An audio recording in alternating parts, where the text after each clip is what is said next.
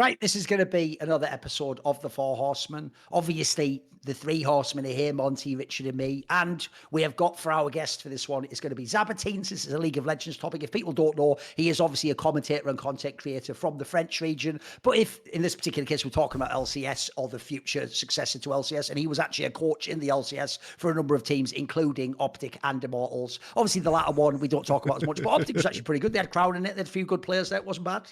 Also, just got 10 point made LOL with me, which came out today. There you go. And which, if you don't know, by the way, he even has, I told you, Monty, I archetypally created that show to make people where there's like a Maui and he's the Kassad. He even, unironically, he doesn't know this. He does now because we made him aware of it. He does the Kassad thing as well, where he says what he thinks is a hot take, which is like a 7.5 out of 10 hot take. But at the end, he'll just throw something in there. Like in many ways, I've always thought this, and you go, the last thing's the craziest shit of the whole trip, but he always like slides that in there as like the bonus item, but that's actually spicier than anything. So check out that show, you'll be surprised. It's not That's boring. right. And also, I do. You can't say it's that show's boring. It's definitely not boring. I'll tell you that right now. I also do enjoy that. So I think the Counter-Strike scene has kind of gotten used to hot take point made right now, yes, but they have. Yeah. The league fans are very confused about the existence of hot take point made. Richard, this is the only show I'm aware of this. It's our own fans on our own YouTube video who all flame the fuck out of every episode. Every episode's I even like this guy, but fuck everything about this show. They're all fans, bro. That's not even the hate already. But dude, it's like I said, like just embrace the hate viewer. That's just what you have to do these days. If you want to be successful in media, embrace the fucking hate viewer. They hate you, they hate your opinions, but they can't stop watching your delicious hateful opinions. So fuck them. I'll take your money, I'll take your clicks. Thank you very much. I just find it funny that people just don't understand the concept of hot take point made, which is just to it's have literally outrageous in the title. opinions. It's like just literally in the title. It always reminds me when me and Destiny were gonna make a podcast right together. We wanted to do a news podcast together, and we were kicking titles around. And he said, like, "Why don't we just call it "Fuck Your Face with Facts"?" And it's just like, yeah, all right, then that would be a really good. That's a great name, actually. News. Yeah, fuck your face with facts. That would be a really good name for a news podcast. And it's like, it's called Hot Take Point Made, guys. Why are you raging about it? I will say, though, one thing I did do just for my own amusement is the person I have instead of Maui, because obviously there's not many Maui type figures in the scene. I do have a guy from my Discord who does Euro League with Rich Israth, the guy called K-Ray. And what's hilarious, Richard, is he's just a fan. So he has no obligation like the rest of us to ever like tone his takes down. So his takes are mental. And he quite literally has like a harsh Glaswegian accent. So the funniest thing to me is I know not only are they getting triggered, but they're not understanding half what he's saying. He's going, they're fucking bitch. They are like, I love it. It just gives me like some fucked up pleasure that they're not even getting from the show. I'm actually low-key loving it. I love the whole thing. I'm like, go off. Just go off on him, mate. Go. Well, and by the way, because he isn't a famous person or a pro, there's no one triggers all the haters more than this guy. They're like, get off the show. Who's the fucking Scottish guy? I love it. I fucking love it. I also low-key have a fetish for just putting shows together where I'm not the most hated and then just going, well, at least it's not me who's the most hated dickhead. Lol. Well, we did promise that we would, on Summoning Insight this week, that we would actually just carve off all of the LCS/LTA content into its own show, because it's going to be a long one in terms of, well, it would have made Summoning Insight 5 hours long, basically, is what I'm saying, because we need to dedicate a lot of time to the entire realignment of the ecosystem. So we figured it would be better to isolate this content within its own show, get some other takes from Richard and Zaboutine as well, because there's a lot going on with the League of Legends Championship of the Americas, which they've done it again, guys, which is my favorite postmodern hatred, which is that we are now introducing acronyms into other acronyms, like some sort of Russian nesting doll, where instead of they did it with, obviously, with LCS and LEC, which is League of Legends. LCS is my favorite. It's League of Legends is the L, which is already mental because that's an acronym in an acronym. It's an acronym League within of an Legends, acronym.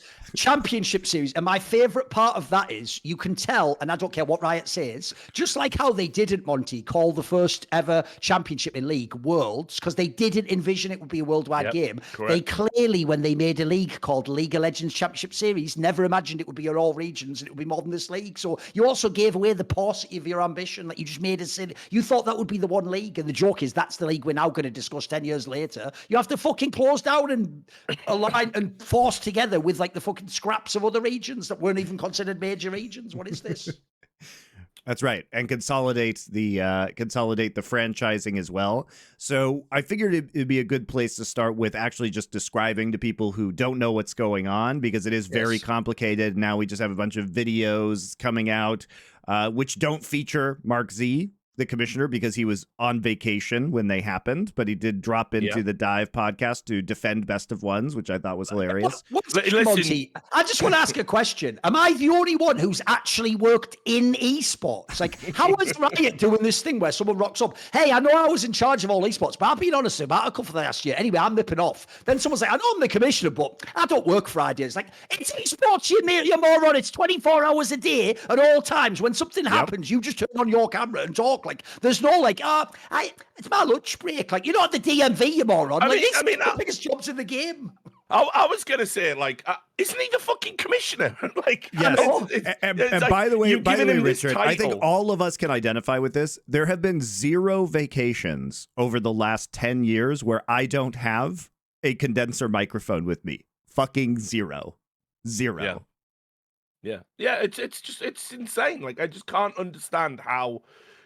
You think about the optics of presenting this information after you bigged up how, like, the way Riot championed his appointment was, finally, one of you, the fans, is in and running the league, and all the changes are going to be so amazing. It's all going to go through this guy that we know you like. And we've given him a bogus title and no authority whatsoever, and barely any input. All we're doing is we're just doing what we've always done at Riot, which is whatever Reddit want, you will get. We will pander to the fucking Reddit morons and break our own product to do that. And this is the face of that terrible business decision. And then it's like, by the way, we're announcing the most major changes to the structure of the league while the commissioner is on holiday. Like, get fucked. I couldn't even be happier for him, because he's just such a fucking loser, bro. Like, he's just so, like, no, I mean, come on, let's also be real. He's just so, like, like fucking Grimer Wormtongue whispering in Mark Merrill's ear. Yes, Reddit says this. Yes.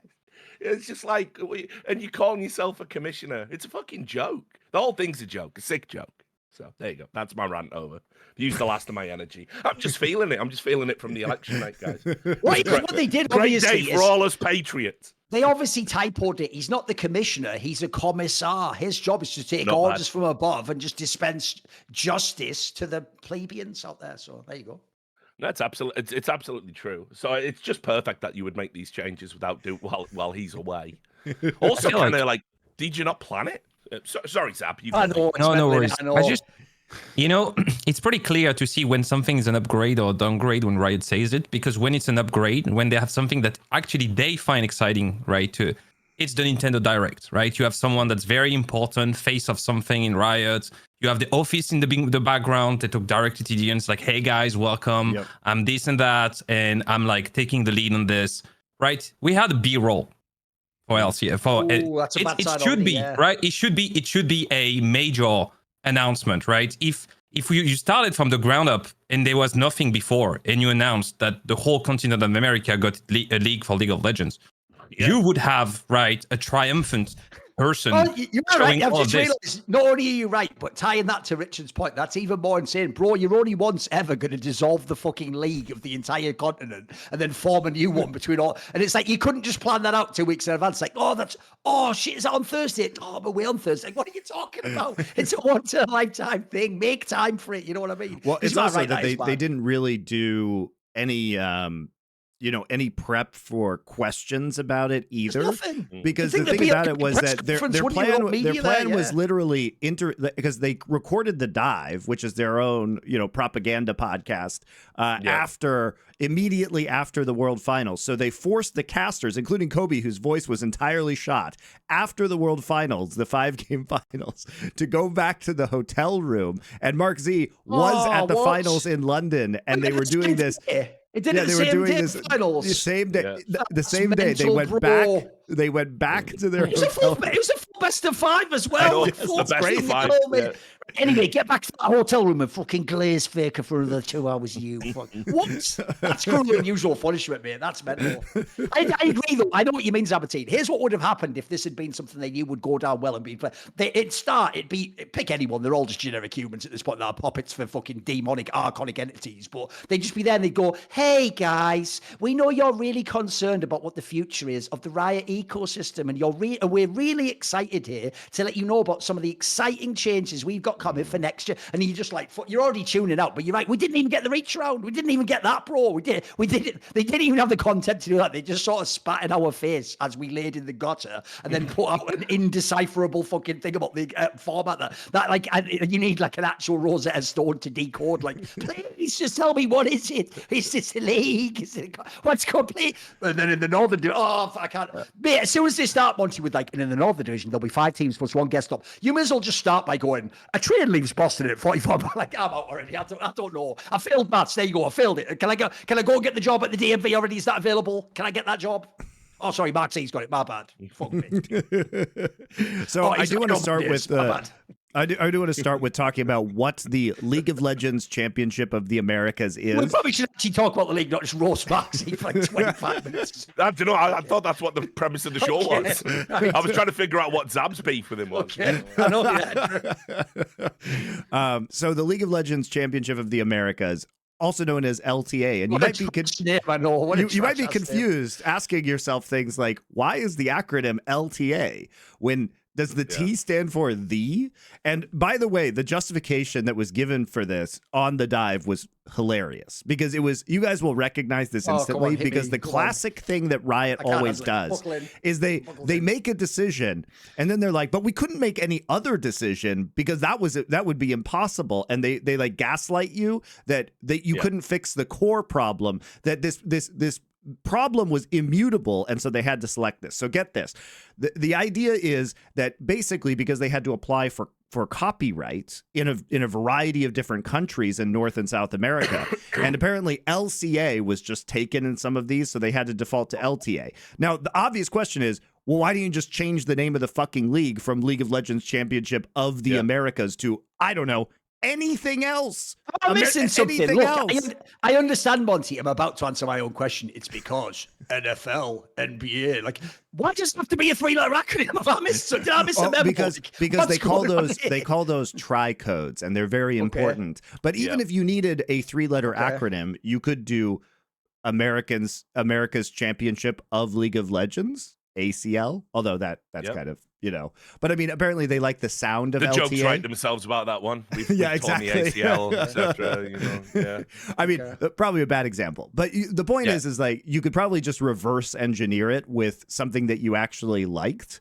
But again, they're like, well, we had to, they make it sound like it was some foregone conclusion that we had to have an acronym based off of League of Legends Championship of the Americas instead of just having a different name or branding. Why is it on the thing at the top of this article? If you go on to LOL Esports when announcing this, it starts, right? This is how insane the Riot fan base is now. You start an official announcement of all the news. The historic change to your league, you start with a TLDR. You start at the top with that, like, look, you're all Zoomers, you probably can't even read. You're not going to read this shit. So, and then the second bullet point on the TLDR starts the article. The second bullet point is like someone's just trying to reach the word count for an article. It just goes, new look, new name, new look. It's like, what does that even mean? That's just filler. Like, why is the second line, fill it in this article in my TLDR that you're even putting so I don't have to read it? It's just like, read these 5 sentences and fuck off. You don't read any, but what are you talking about? It's mad. I love it. That's the expectation level we're already starting at, boys. I don't even get that. Haven't we established now that, like, the average League of Legends fan is like some fucking 40-year-old miserable trucker or something now? Yeah, like me. Then they're not Zoomers. Me too. Yes, the average League of Legends fan is a miserable 40-year-old like me at this point in time. Well, come on, you're not a fan anymore, right? Like, I mean, let's put our cards I like on how the you're table. like, but you are miserable. You are miserable. Yeah, well, for sure. But then, dude, you record podcasts with me and Duncan. How could not me. Yeah. So, but yeah, I mean, listen, this is the classic Riot framing. They always do whenever there's a decision or a rebrand. This is happening. This was always going to happen. This is the only way it can happen. In fact, this is the best way. It's all our own idea. And if anyone else thinks any different, you're just not as smart and clever as us. And they do that every time with every decision they make, even if it's something the community came up with first. Like, by the way, some of these changes I saw suggested years ago.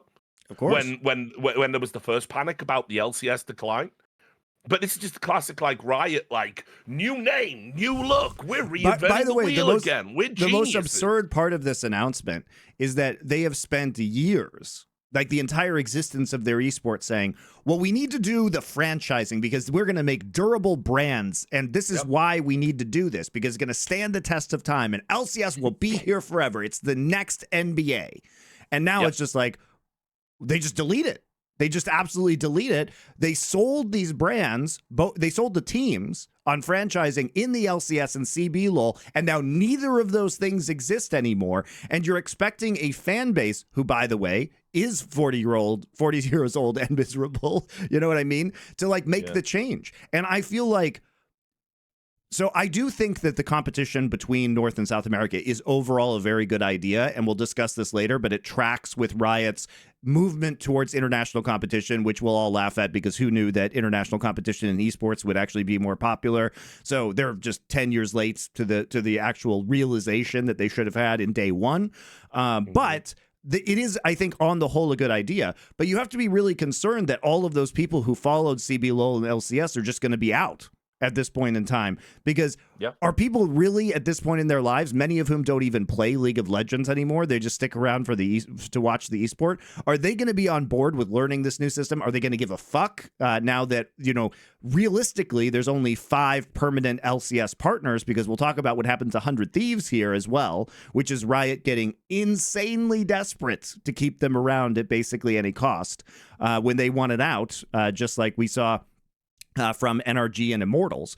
So that's the thing that confuses me most, is that you assume that you're just going to take your fans for the ride with this new brand, which is like not a guarantee. And by killing the name and the history, this is a break point where people might just say, you know, I'm kind of done with this at this point in time. Yeah. I mean, I watched Worlds. It really stood out to me. You know, I haven't engaged with competitive league in quite a while because it's just so passé. I'm working Dota events now. It's just like Dota, like it used to be back in the day. People used to say, "Oh, Dota's like, you know, boring and slow paced," and it's like League is fucking ass to watch now. It's like lost all of its magic and all of its allure. You don't, and it looks terrible. Like it's aged really badly, you know.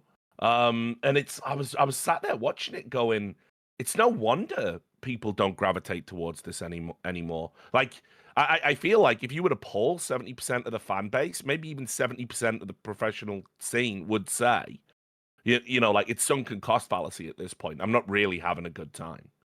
Right. Oh, by the way, one of Monty's taken a long time ago is they should have done the engine overhaul like 5 years ago. Yeah, of course. That's great. That's why, by the way, this ties back into what we're talking about. Notice how every time they announce something now, they have to also gaslight you that like they're planning for League to be here in like 20 years, which is like, all right, mate. Well, I mean, this doesn't really seem plausible, but I guess like it's just some cargo cult shit now, isn't it? So if we build it, will they come?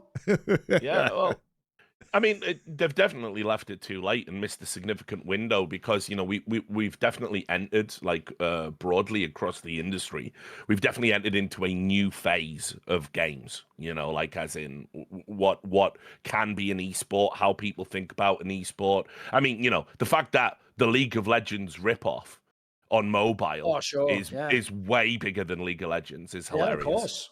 You know, well, that's because Riot refused. When Tencent told Riot to build the mobile version, they said no, and then it got huge, and then they're like, "Ah, shit, we better make Wild Rift now." Turning down millions of dollars for everyone else. Classic. By the way, actually, billions of dollars. They turned down billions of dollars. A bit, boys. I do realize on this episode, Zaboutine's being very polite. He's just never going to talk unless someone says, "Zaboutine, what do you think about this?" Or try as much as you can to force him to talk on this episode. I'm used to listen to it, right? It's like I'm I'm a watcher of the Four Horsemen. So right now I'm watching an episode, but I kind of tend to forget that I'm in here. I was like, I mean, I think that you know, this isn't VR. You're really here, bro. I know. I feel like what Richard says is it's always very hard. I feel like there's been a very huge lack of risk-taking on I think there's been a lot of complacency. I don't know how you say it. Like with League of Legends becoming kind of a cash cow. I think like, you know, the project cycle. It's like, I think League of Legends is pretty much like what WoW was for Blizzard when I started League of Legends 2009. Everybody was saying, you know, it was still very big, but they did like what they were way more like focused on core player retention than like player acquisition or trying to make the game more exciting. So I think that when you kill like risk taking, obviously your competitors are gonna start to rise. I think although I was never a fan of Dota myself, I always felt like the game was way too complex. It's pretty clear that the people behind Dota, they because they have way more like margin of error within the game and their audience. Like Dota players not gonna go anywhere, right? They've been taking way more risk over the course of the years, and know like this is the MOBA that like League wished to be in a lot of like its design. I don't think like they can acquire players, because I think like, as you say, Richard, the model of like how do people consume game, I think like semi-service games, right? You buy the game, you have a server, you can play with your friends, like the Pal World, all these type of new games that kind of come up, Helldivers, like semi-service, probably like the new trends. So I don't really see like even esports, like new esports game haven't been on the rise. So I think League can live very long because there is really no competition, and it's like, as you say, it's like starting a new airline, right? You need to buy so many planes to start the business that it's not really worth, I think, for game designers right now to try to aim for esports. So I see League living, but it is very sad to see that like not only the product is aging, but I feel like the core and the very first esports product they came with, which is the LCS, is now rebranded, and it's still for me it's kind of I wouldn't say a complete failure, but it has never been up to the promises that we had, I think 15 years ago when they started, like, or 12 years ago. So many media deals like, you know, fell through, so many big sponsorship fell through. Nobody was able to really monetize the audience. The audience ran away eventually. You know, the audience is there, but it's on co-streamers. So I think that they never made the project converge towards something that would be better to watch. And the game itself aged pretty much. So now they're in a position where they can't really create new audience through the game anymore. And they have to kind of retain. And I think consolidation is a good way when you have a cash cow. Yep. You can consolidate all your costs into like bigger regions and stuff like this to kind of cut the major cost of spending for esports. But I don't really see all these signals as positive for the future of League of Legends. I think it's going to be a huge maintenance phase now. All you have to say about the consolidation of this league is that if it was going well, guys, they wouldn't do this. Obviously, we know LCS has dropped to like 33%, 25% of its peak viewership. And even though they showed like, and this is true, year over year from last summer to this summer, you know, growth in terms of viewership, that factor was, well, in terms of average concurrent, not in terms of total, because they played fewer hours. Anyway, we're not going to get into that here, but they did show, in my opinion, growth. A lot of that was because they introduced complete co-streaming, which they didn't have before, and they've kind of run out of levers to pull. You know what I mean? All those other things, Monty, you know, it changed the days and stuff. Because, by the way, don't worry, Riot are that bad that they absolutely will do stuff like 1 year, fuck up the whole schedule, then not mention that the schedule was changed. And the next year be like, congrats, you know, just like the fucking Ministry of Truth, double plus good, we've got the better viewership this year. It's like, well, yeah, the same way as if I like chop off one of my legs and then I put a prosthetic on, I have a second leg the next year. But like, what happened the first year? Never mind, it's gone up. Because that was exactly. They changed the days. We're comparing it to the change to the weekdays, obviously, which it is very disingenuous framing by Riot, to be sure. But it did, and also, you know, we're also talking about we're also talking about the fact that you know, they basically didn't allow complete co-streaming previously, and now they allow people to co-stream everything. They were bringing in like a set number of slots before, right? Like a limited number, right? Yeah. So, or like the way they would do co-streaming is they would only allow people to co-stream super weeks and playoffs, but not every week, which obviously helped viewership as well. So there were a lot of factors, I think, that were coming in, and I think at this point in time, Riot has basically just run out of tricks to pull because they can't just allow. There aren't any more big co-streamers who are going to co-stream this to pump the numbers anymore.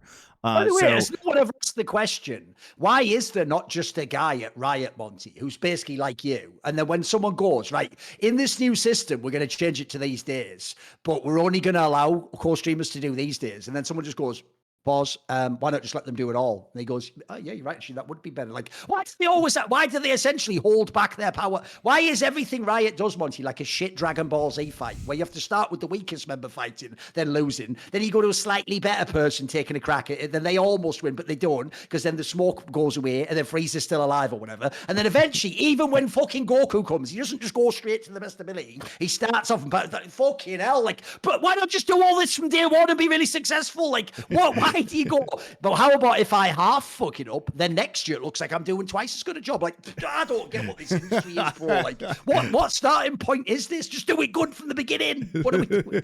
Well, because they didn't have, I mean, we've talked about that. It's because in the early days of League of Legends, they hired a bunch of people who knew fucking nothing about esports, including Brandon Beck's brother, who became the VP of esports, despite the fact that he was like a junior investment banker at Goldman Sachs and had no sports or esports experience. And then underneath him, because if you put competent people underneath him, they wouldn't actually challenge his opinions or say, hey, we should do things differently. So he got cronies, and his little cronies are now still the people who are in charge of LoL esports. Yeah. So, they rejected the expertise of the industry for many, many years. And, you could say, well, League of Legends is still the biggest esport in the world. Many of us would argue it was in spite of Riot, not because of it. Like, I think that League of Legends esports could have been much, much better run and much more popular had they actually done it correctly, instead of having people who are massively incompetent in charge of the thing. I mean, the last smart decisions they all made was right at the start of their inception. Like the best decisions they made were, first of all, through their understanding of business relations, studying, being able to have connections to Tencent and get them to fund a Western adoption of the freemium model that was hugely popular in Asia for years. They like to make out that they invented it. Obviously, that was how the Asian markets consumed video games. The game was free, and they just that was great. That was a great decision. Yeah, and that was a great decision right there. The next thing they did is brought in that nutcase Jeffrey Light Lin to basically be the mechanism through which they got free press. Because he was out there going, and look, we want the video game to not just be an experience for players, but to actually heal the world. And, he's singing fucking Mykles Jackson, make the world a better place. And like Mykles Jackson, he may have had some other stuff on that he himself was not making the world a better place. We'll workshop that one, eh? We'll workshop that one, Monty. I don't stand by Monty's outrageous insinuations. But, look. How dare you compare the incredible talented Mykles Jackson to fucking Light from Riot? Listen, also true. There you go. So I mean, like, what the Western media did was, like, they never talked about like the freemium model and how everybody just adopted that. That was like a game changer for the market. What the press wanted to talk about, particularly because the game comes out in 2009, is popularized through 2010 to 2014. All the games media wanted to talk about at that moment in time was how everyone who installed a video game is a fucking racist, misogynist piece of shit. That was what drove clicks. That was the hate click, the hate viewer that I was talking about. That's how they made their money. I mean, if you go to 2008 and 2009 and you look at what the coverage was like for video games at that moment in time, it was just very by the numbers. It was like very dour. It wasn't really all about like the social aspect of gaming and with the political aspect of art and stuff like this. That all came later, and by having a mechanism in a game that ostensibly is meant to correct behavior and identify the naughty gamers and punish them for it, all the games journalists loved that. Of course they did. And then like go and read some of like the things that they did back then, like Jeffrey's visiting schools, talking to teachers about how they could adopt his like behavioral models for the classroom. It was like fucking insane. I don't think people realize how bad it was. But obviously, everybody Obviously, felt. insert Bart Simpson writing on a chalkboard. I will not write GG easy at the end of the game. I will not write GG easy is hate speech. GG is hate speech. So I mean, journalists presented the game as being somewhere everybody could go, no matter what social strata you were from, and it was going to be the safe space of the gaming world. And you combine those, that was a powerful message back then, and you combine it with the freemium model, and those are the things that propelled it to popularity. The irony being, it's probably the game that creates the most toxic users in the history of esports, and everything's just a steel cage deathmatch. There are two video games. Team, the opponent, and the game, and yourself while playing the game. Like, it doesn't anyway be a safe space. There are 3 video games. I'll correct myself. There are 3 video games that have made me resort to violence against inanimate objects. Okay. Football Manager, when that fucking goalkeeper you've never heard of pulls off a perfect 10. Right? Just in a a randomization shot. In a cup final, and you lose 1-0 with your fucking super team. You've got the Galacticos. You're playing Grimsby in the FA Cup final. You lose 1-0. That's a hole in a wall right there. That's a hole in a wall. Number 2, it is Madden. When the fucking scripting in that game, and it's like, you've just thrown it into triple coverage with 1 second left, get fucked, and his hands glitch through your the interceptions are insane, I know. Right, like that, right? Just to catch a last-minute touchdown. Smash the keyboard off that. And then League of Legends. And by the way, it's not the game that's making me want to fucking destroy everything. It's me rapidly losing my faith in humanity. Because to play a lot of these games, right, you can be mechanically shit. That's fine. I'm mechanically shit at these games. But it's a game about making decisions. How can you make the wrong one all game over and over again? You shouldn't be allowed to fucking be in my orbit. So yes, the League is a game that encourages toxicity. Speaking of this is just a quick aside. Did you guys see that Riot is now going to ban accounts based off of your behavior while streaming? That's crazy, man. I did. Crazy. I hoped you were going to shoehorn this in. Zab, this could affect you, right? Yeah, exactly, precisely. Like if I say something bad, and I don't really understand what is the context of being a League of Legends streamer, because I've policing language is always something. I mean, it's very in our era, right? And part of time, right? In part of history. I think that having in general, right, and it has nothing to do even personally with Riot. I think that private companies starting to have a say to individual speech due to the fact that they have a terms of service on their game or on their platform is a very slippery slope overall. Like whether it's Riot or any other company, I think that it is a very dangerous thing, because I don't think we're gonna solve anything with that. So we just slowly transfer more control towards private company that how come I'm French, right? I live in the US, in Los Angeles, but my nationality is French. I say that on the behalf of all my French creators. I ask them, is like, do you find it good that a private corporation, which headquarters is in Los Angeles, has a moral stance on what you say in France? Right? Yeah. Like, how come both societies have exactly the same moral compass? How come both societies, and we're speaking about France there, but imagine someone creating in a different parts, right, in the southern hemisphere, right, of the world, or in Asia, or in northern Africa, or some parts where we know culturally, right, we are very different at the core in the definitions of what's good and what's wrong, what's positive and what's negative for society. I think it is extremely dangerous to give all the rights to a private corporation to decide whether it's good or bad. You see, Zaboutine, that's because if we solve America's societal problems, then we solve the world's societal problems, right? Because they're all the same, according to many Americans. This is the baseball way, right? Is the world champion of baseball, right? Like the Dodgers won. They are the world champion after beating New York, right?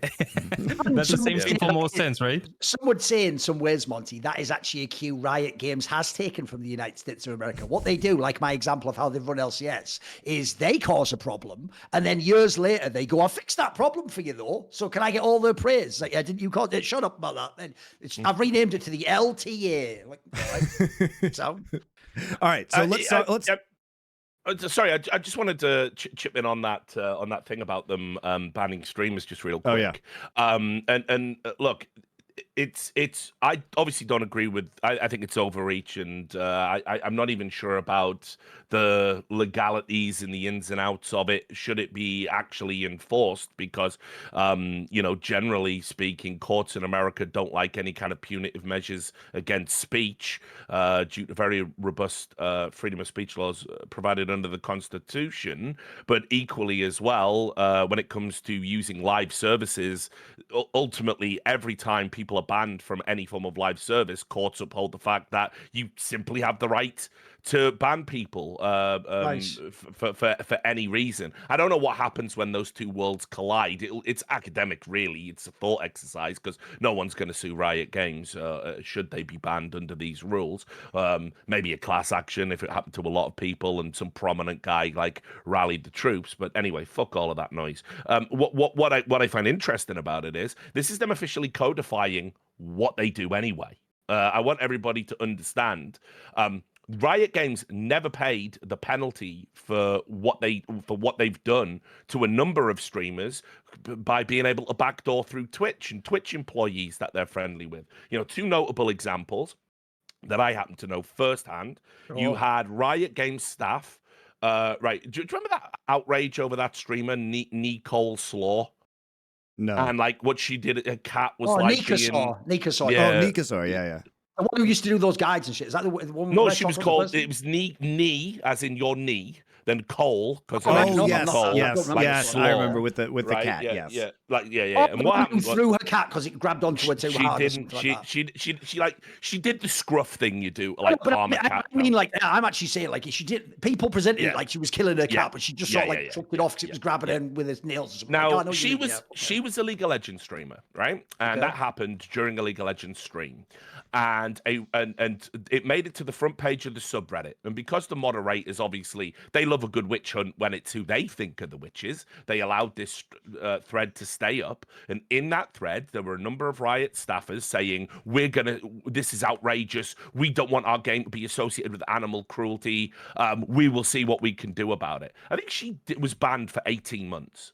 Fucking hell. Okay. She was banned for 18 months because Riot back channeled to Twitch, said we don't want our game associated with animal cruelty. They managed to find a friendly member of staff on the trust and safety team, which back then Riot had lots of contacts with those fucking loonies, and they got a ban for 18 months. And then one of them was a cat, so of course Richard, Riot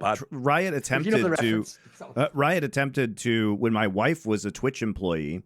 When they suspected her with zero evidence of leaking Korean rosters to Jacob Wolf, they tried to actually start they contacted people at Twitch who are former Riot employees, by the way. So they were just using the fact that they had connections to former Riot employees to start a completely unfounded examination of my wife's work in order to try and get her fired for something she didn't do.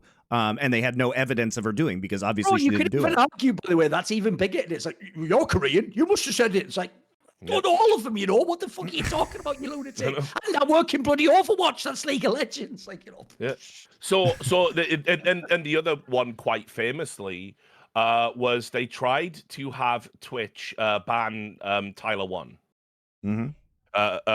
They were back channeling to saying they were back channeling. First of all, it was to ban him. Then it was simply asking Twitch, please never give him front page access. And they were doing this because the quote, he cannot be the first thing that comes up when people search our game. Fucking hell, that was what they said. Now that's why it's been so great to watch them have to essentially, kiss the ring. Or kiss the ring of the manlet king. Guy now, they love him. Yeah. So, but that's so when they put these rules out there about like how you behave when you fucking stream our game, just understand they've been doing this forever. We all know the "I will dominate" story. His professional career derailed for an errant comment made at an after party. They're always watching. They're always monitoring. They've used Reddit as a mechanism. I mean, violating data protection via talking to moderators on the League of Legends subreddit to find out shit about you. They've done this to me. I know it firsthand. So Reddit will not comply with my very valid and legal GDPR requests.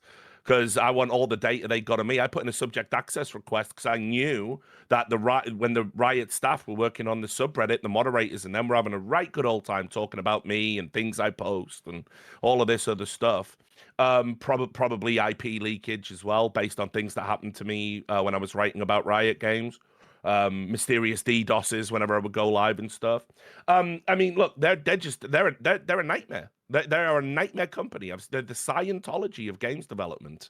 So yes, they have now decided to go public and say we will ban streamers for saying things we don't like while they stream our game, and they feel comfortable doing it. This is actually an indication, if anything, that they don't have any cultural power or influence over Twitch like they used to. I imagine a lot of their employees have all been fired in the great purge of the esports winter, where they realized that, dyeing your hair blue probably isn't enough to justify a six-figure salary at a tech company. So, I mean, look, I think this is outrageous, but it's nothing new. That, they've been doing it the whole time. Oh, by the way, even though if you actually read like the sort of fine print of this proposed scheme, I'm assuming they're going to get it through the door of like the obvious angle they're going to claim to the safest. They're going to claim basically in case someone does something crazy politically or something, on Twitch on stream. But I guarantee, like Richard's saying, the obvious everyday way you'll use this is you will either literally will use it as reprisals against the jokers. You could do it against us on this show. I mean, look, it wouldn't help against us because we don't do content inside the game, so banning us wouldn't help. But you're right. Someone like Dom's an obvious example. I think part of why you even announced that is that's just a way of telling people like Dom, now you better be careful what you say on our stream about us, not just in the game, mate. You better be careful. Tell you what, think a little bit before you talk about what we're going to do with the Saudis in the future. You know what? That's to me almost like a warning shot, bro. Like, now we can ban you everywhere, even for stuff you didn't even do inside our game. Wouldn't even surprise me if this was a measure that was brought up as part of a broader agreement to expand their operations with Riyadh and with the Saudis. It's a very Saudi Arabian policy, if you know anything about how the Saudi Arabian state works. It's interesting. What they do is, they infiltrate social media companies, either via the mechanism of investment or literally planting spies, as they did in Twitter. They then monitor anyone that dissents against the Saudi Arabian state. They send their information back to the apparatus, and then they act accordingly. I mean, it happened to a Saudi woman in Leeds that was studying at Leeds University. She'd obviously been, pro-feminist, critical of the Saudi Arabian state, and a Saudi Arabian plant at Twitter got details, I think, from her DMs or whatever, when she was planning to return to Saudi to visit her family, and she was arrested at the airport, and she's doing 25 years in prison. So, I mean, this is a very Saudi Arabian policy, dare I say it. And it's kind of interesting because, as I've said, my bold prediction for 2025 is you're going to see ESL probably become less of a tournament operator and more of a white label production company, and they are probably going to take over things like this new whatever it's called, the Latinx fucking championship or whatever genius Mark Merrill's come up with this week. So they'll probably take over running that on behalf of Riyadh. That's what I predict is going to happen. So I mean, you can't have anyone say anything bad about MBS, right? That would be terrible. So the timing's interesting, put it that way. And by the way, guys, the ESL appears to be entering another round of layoffs, by the way. Don't know if you guys have picked up on that one at all, but some mysterious announcements being made recently. We won't get into that here, but we do need to talk about the actual format, though, because that's what we've been promising. Lots of other stuff to get into. First off, though, guys, one of our sponsors for today, thank you very much to Raycon, as usual, for coming in and sponsoring us. What do they offer? What is Raycon, you may ask? Well, they make these delightful everyday earbuds. That Thorin's got them right there for you. Thank you very much. And you guys can get up to 30% off site-wide during their Black Friday/Cyber Monday sale. These things are great.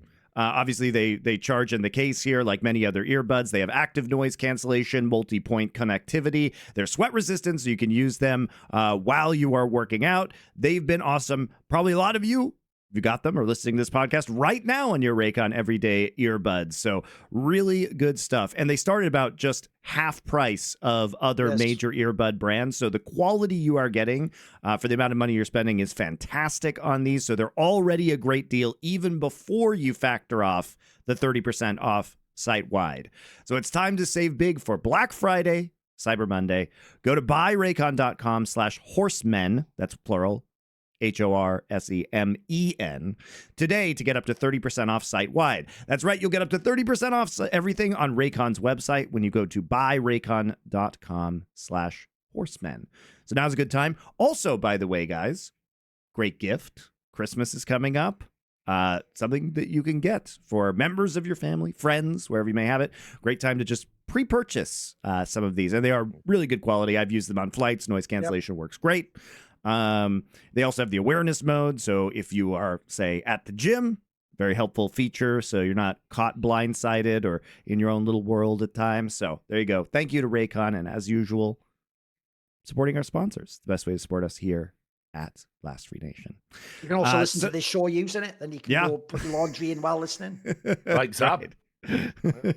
So let's talk about the League of Legends Championship of the Americas, because as Riot says, new name, new look, 2 conferences, LTA North, LTA South. So if you guys haven't been under a rock, or if you have been under a rock, basically what happens is the LCS is becoming the LTA North Conference. And what this means is, so Riot initially announced, well, we want to keep 6 out of our LCS teams. Notice that, just like a year ago, they had 10. Weird.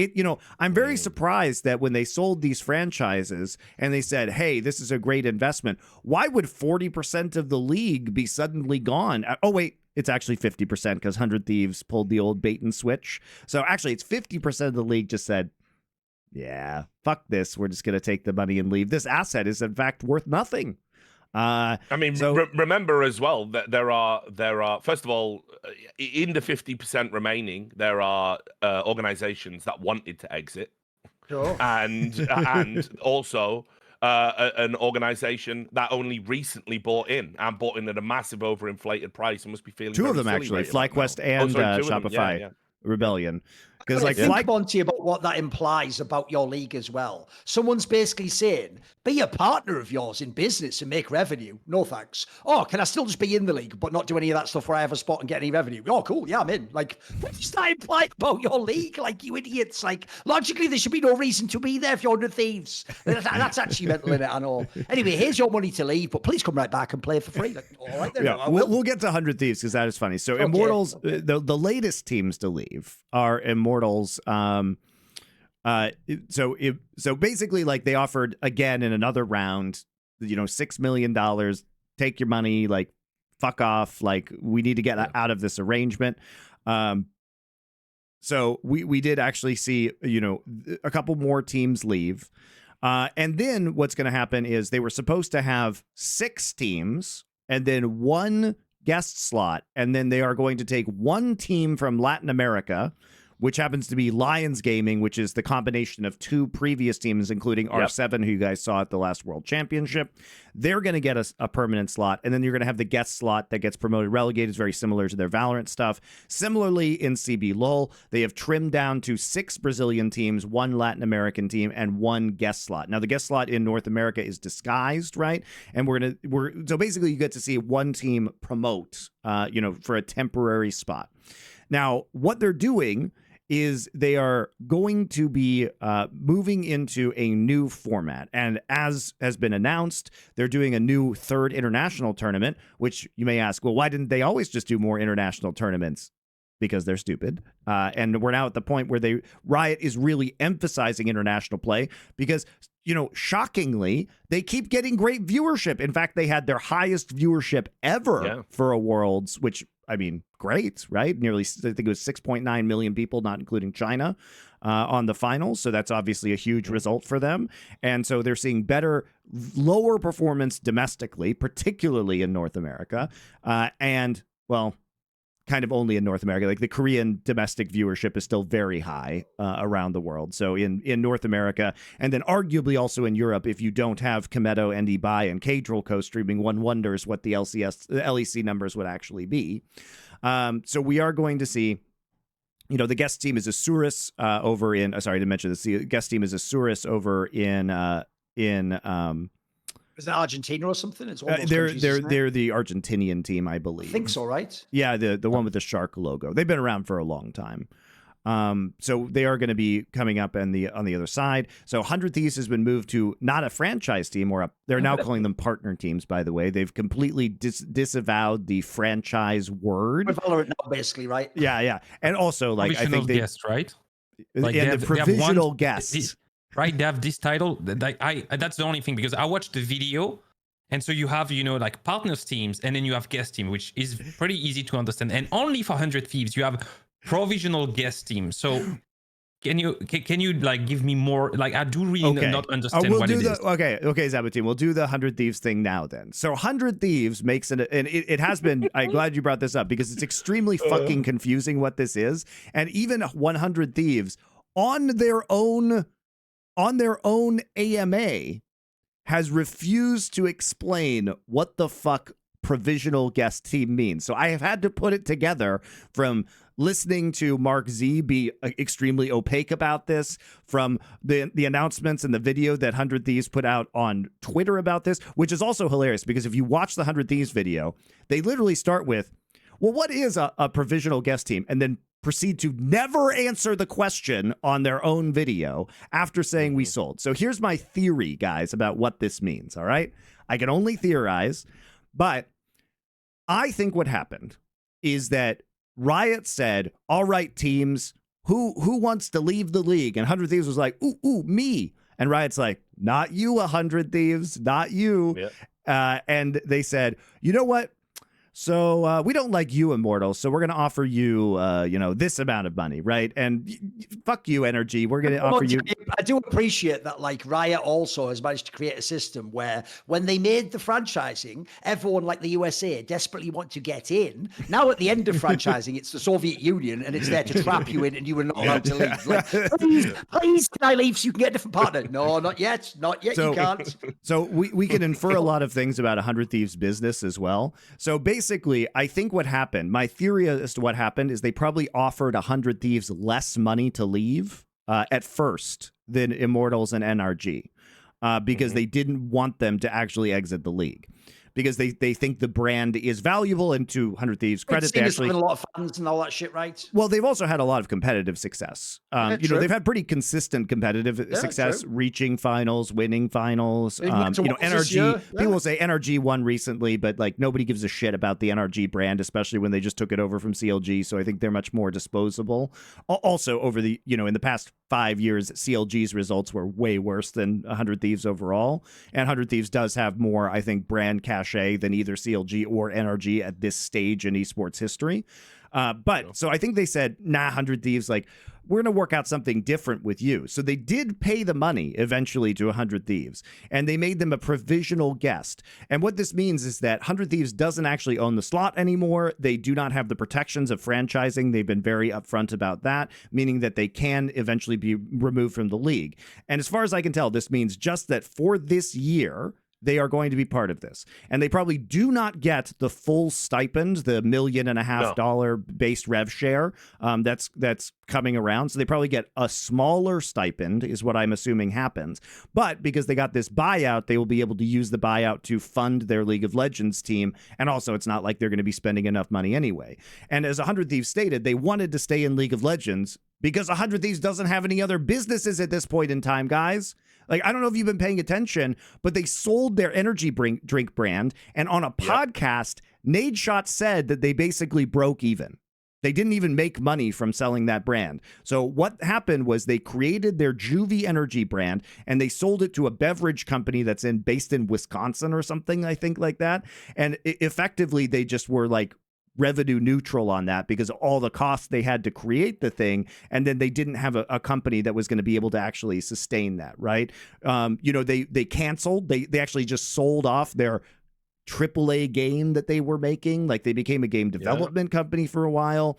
You know, they didn't actually make profit off of their energy drinks. So they have High Ground, which is their keyboard. They have their fucking hoodies, and now they have their esports teams. And, you know, John Robinson, who is their CEO, has just pieced out of the company. And I think he was very incompetent at running the company, and he's gone now. But what do they have? The real question is, what do they have left? Like, Nadeshot isn't the CEO anymore. Nadeshot has said very specifically that if he could go back in time and not get involved in esports, he would. Literally said that. I was just going to say, my favorite type of content right now is Nadeshot on podcasts and streams talking about how he would get a time machine and never get involved with esports. Like, think about everything he's been involved in. He was at the head, by the way, if people remember this, with the idea of streaming exclusivity back when it was MLG TV. I mean, he made a fucking ton of money off of that, by the way. Yeah, right. Like, he then put that money into creating an esports organization. He's obviously been at the very successful, you know, apparel. You know, wait, it means for his whole career, not just like the No. Just for 100 Thieves. Just for 100 Thieves. Yeah. He would literally go back and get his younger self. Don't put that money into 100 Thieves, bro. Don't make 100 Thieves. Like, so essentially, the totality of everything 100 Thieves has achieved is like it's left Nadeshot feeling empty and despondent. And it's like wild. He literally forced everybody to move to Los Angeles to do the 100 Thieves compound theme and thing, and then he moved himself to Texas recently and said, "I'm no longer CEO." Like, it's outrageous, you know, the way the 100 Thieves is being run. But they don't have. Sorry, I was going to say. I'll say this. I think, unfortunately, what happened somewhere along the line, and I don't have any insight about this. Me and Nature haven't talked for a while. I don't even know if we're still, like, you know, cool or whatever. Because I've like said some pretty heinous shit about 100 Thieves in the past. All of it true, but, you know, that never matters. But you know, I'd love to ask him about it, because it seemed to me that what happened was somewhere along that line, just before they moved and did that compound thing and did that crypto deal, I think he was getting a bit like, you know, jaded, and he didn't, and a bit stressed out with running such a big company. And I think he brought in some executives that he thought they know what they're doing, and I think he just listened to them. And we all know how that works. Like, you bring in the business people, and, you know, turn this into banging on Nadeshot, because, like, I think I actually really appreciate the way he's handling media, and, like, I appreciate the insights that he's giving these days, and I think he's right. Transparency is always his transparency is really good, and I think he's right. So it's really cool to actually see that, and, you know, for his own sanity, I think it's great that he, you know, gave up the control of the company. But the point is really that what is 100 Thieves going on, you know, got going on right now. And one of the things that we see from Mykles, who, by the way, comes from Alliance and the Alex Garfield, like, farm system, if you guys don't know. Jacob Toft Anderson is his name.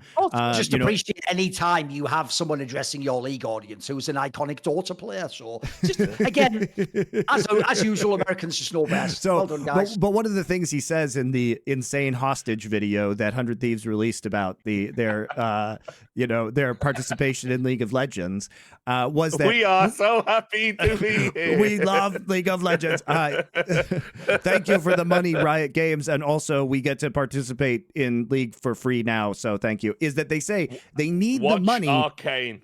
They need the money. This is the state of esports right now. 100 Thieves, by the way, according to what they are literally saying, is that they need the money to secure the runway for the company. They need $6 million.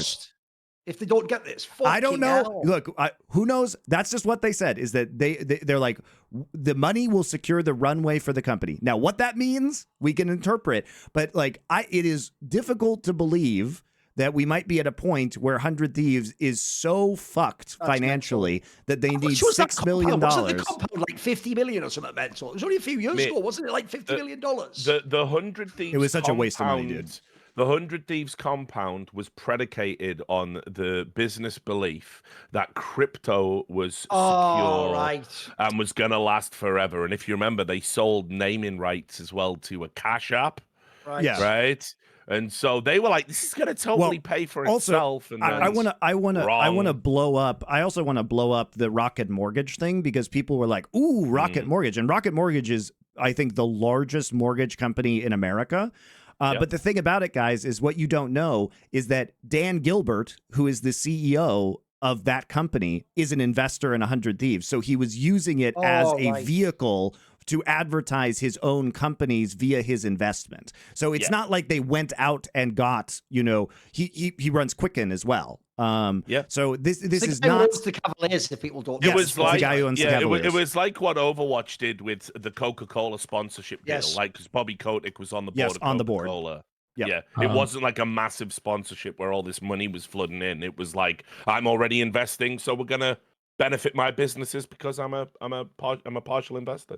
Right. It's like how Shopify Rebellion is owned by Shopify. Or SK Telecom T1 or KT are owned by SK Telecom and KT, right? Yeah. And Dan Gilbert's not the only person, but he was one of the very early investors in 100 Thieves. So, basically 100 Thieves right now is saying, we are willing to continue to play League of Legends because we're going to spend the absolute minimum, basically, in order to make this happen. And we still want to be relevant because without participating in this, what else do we have at this point in time besides the COD team, which isn't much. But the downfall of 100 Thieves has to be studied, man. I mean, the amount of money they blew. Also, the sponsors they pissed off, because being behind the scenes, 100 Thieves would frequently massively oversell sponsorship deals and then underdeliver because their entire audience was 15-year-olds who couldn't buy things. And so 100 Thieves is really responsible for burning a bunch of major sponsors out of the space who spent a fuck ton of money and got no return. Yeah. I just want to I think there's plenty of very interesting. I didn't have really a jumping point, but the first thing for 100 Thieves that can be studied, I think there's a really good parallel with Optic. I think they both have kind of the same core DNA coming from COD through a content creator that was massively successful. I mean, they come from the same, right? Even a group of people. I think the disaster of Optic, corporate Optic, and the disaster, and I mean, it's not yet, or hope not, disaster of 100 Thieves shows that the scalability of esports through a content creator is pretty hard to execute because your own success is not something you can teach and expand with a VC behind you. It's not because you inject more money on Nature or Hex that suddenly everybody around him is going to generate views and you're going to be able to monetize this view on the same scale. And investing it on esports, which is an industry that had to... It's also dangerous because if those people leave, if Nadeshot or Scump leave those orgs, what the fuck do they have? Because they're basically agencies. Like the core is you can get Compound, you can get as many cameras, as many esports teams. Like the reality is it's an agency, right? It's a talent agency. If tomorrow, even you can take influencer based companies. If tomorrow Kameto leaves from Karmine Corp, how many fans are gonna stay, right? It's like you're running basically a talent agency where your biggest talent is very much carrying the whole train. Right. And I don't think it is a scalable business model. And on top of that, investing in esports, which is an industry which has to always work with a subsequent industry, right? It has been crypto, we always have to work in pair with another tech industry to generate the money we don't. And so when you compound that, right, and you just merge both, right, you have pretty much a recipe for failure. It just doesn't work. Over the years, we haven't seen a lot of scaling up, right? They work, Karmine Corp works, 100 Thieves in the former version was working. I think Optic is still very, very much a successful brand, but whenever you try to inject money, it doesn't work. And then it leaves you to coming back to the LTA. I think the people who are getting employed right now, that are getting contracted by 100 Thieves, what is their incentive to perform well? And why would Riot keep an organization, right? That's a genuine question from my end. Why would Riot keep an organization that has the promise to not deliver? They don't care. They're here because they want the money. They're going to put their brand and their logo, but they're just here to exist, and then they're going to exit whenever they can.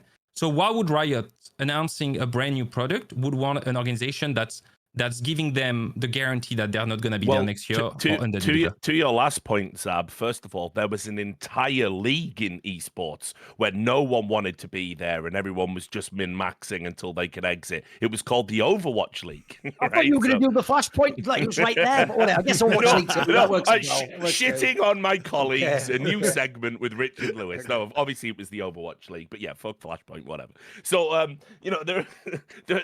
so that's the first point. Obviously, the whole franchising concept essentially was one of the bricks of Jenga that destroyed North American esports because it didn't work as a business model. It made no financial sense. It was being funded by VC groups that were literally rolling the dice on an investment they didn't really care about.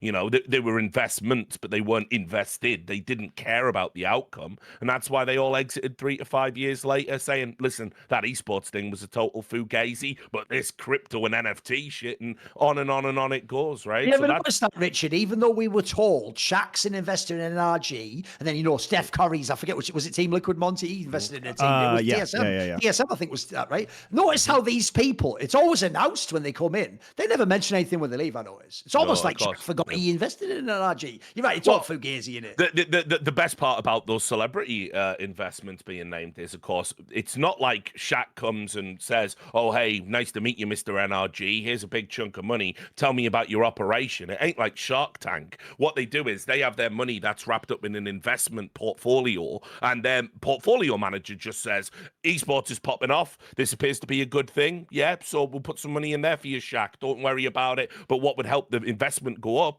would be if you just announced publicly. I mean, it was like somebody did that to him, where it was like when we were at E-League, and they said to him like, which players do you like on NRG? And he was like, oh, I don't think about that, man. Just, you know, he didn't know. So it was like, yeah. And it's like, it was a shitty thing to do because obviously it makes Shaq look a bit silly, and Shaq's good people.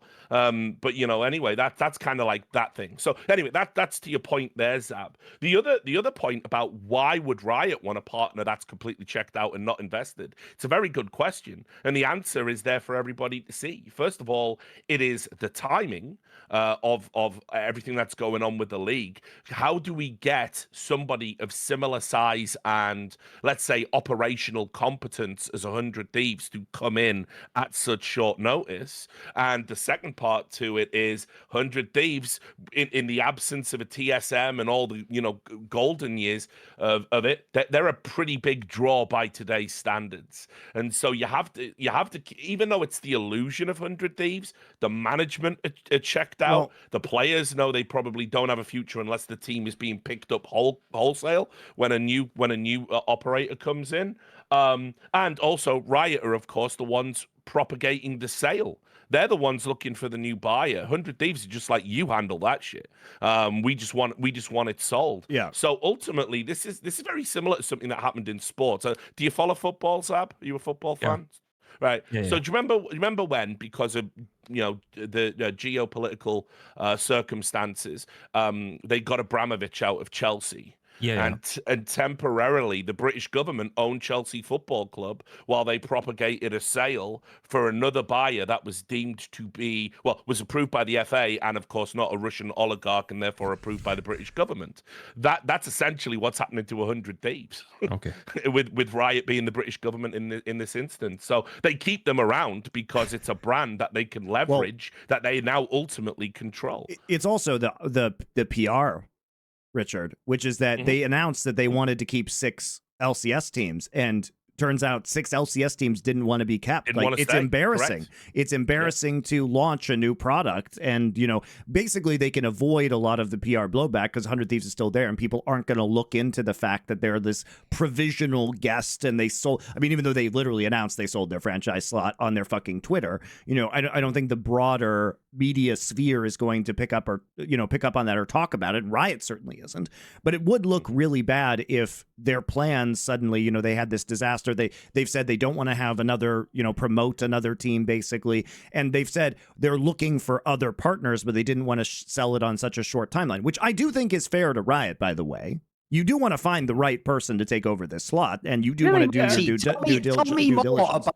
how terrible it would be for someone's business interests to be forced to sell in an incredibly short window they could never have prepared for. Well, yeah, that would maybe they learned. Maybe they learned from past mistakes. Maybe they learned from past mistakes. By the way, I actually think, using my ability to read between the lines, I actually think I can answer that question for you of what the word provisional is doing in that area, Zaboutine, which is if you go to the part where it says we will review our plans for the provisional guest team throughout 2025. That just translates to me as there might not be a guest slot if we don't need it. We can get another big partner like they're just saying right now. But if we still really desperately need 100 Thieves, let's just pop the word provisional here that no one knows what it means, so we can actually excuse giving them another year for next year. I think that just essentially means it's our option whether we're going to lease or buy, as it were, And I do want to come up with so if you guys are curious, and we will link it, there's a 100 Thieves LOL Q&A with Jacob Toft Anderson, aka Mykles, and Joseph Jang, aka Jungle Juice, who used to be the GM of the LOL team. But I guess he's like the VP of all esports now. Anyway, that doesn't matter. Point is, this comment chain is fucking hilarious. From League of Legends GM to VP. It's like, mate, someone turn off the lights on the way out of 100 Thieves in a year. Will you fucking hell, bro? Is the janitor the CEO now? What's going on? All right, so there's a comment here that Mykles responds to that I'm going to read in both of these in their entirety because they were downvoted because people actually hate when people give answers to your questions for some reason. It's not a dislike button. Look, Reddit users, I know you're dumb, but it's not a dislike button, okay? It is a relevancy button, and you should be upvoting these comments, but you're too stupid to understand that. All right, here's the question. Wait a minute, I don't like what I'm hearing. Puts knife into own ears. I can't hear anything now. I'll teach you for telling me what I wanted to. What are you doing, you lunatic? Just fucking chill out. I know. Chill out. Got Richard right when he's taking a drink there. Fucking hell, bro. You trying to kill me, man? What the fuck? I'm already a lapsed fan due to out-of-game stuff, but seeing this... Wait, it's not Catholicism, is it? That's right. It's just like in a fucking video game. What are you even using that I like how you say the lapsed fan as though real life is the addiction, as if real life is the addiction, and you've lapsed back into real life. I'm sorry, I need my fantasy esports.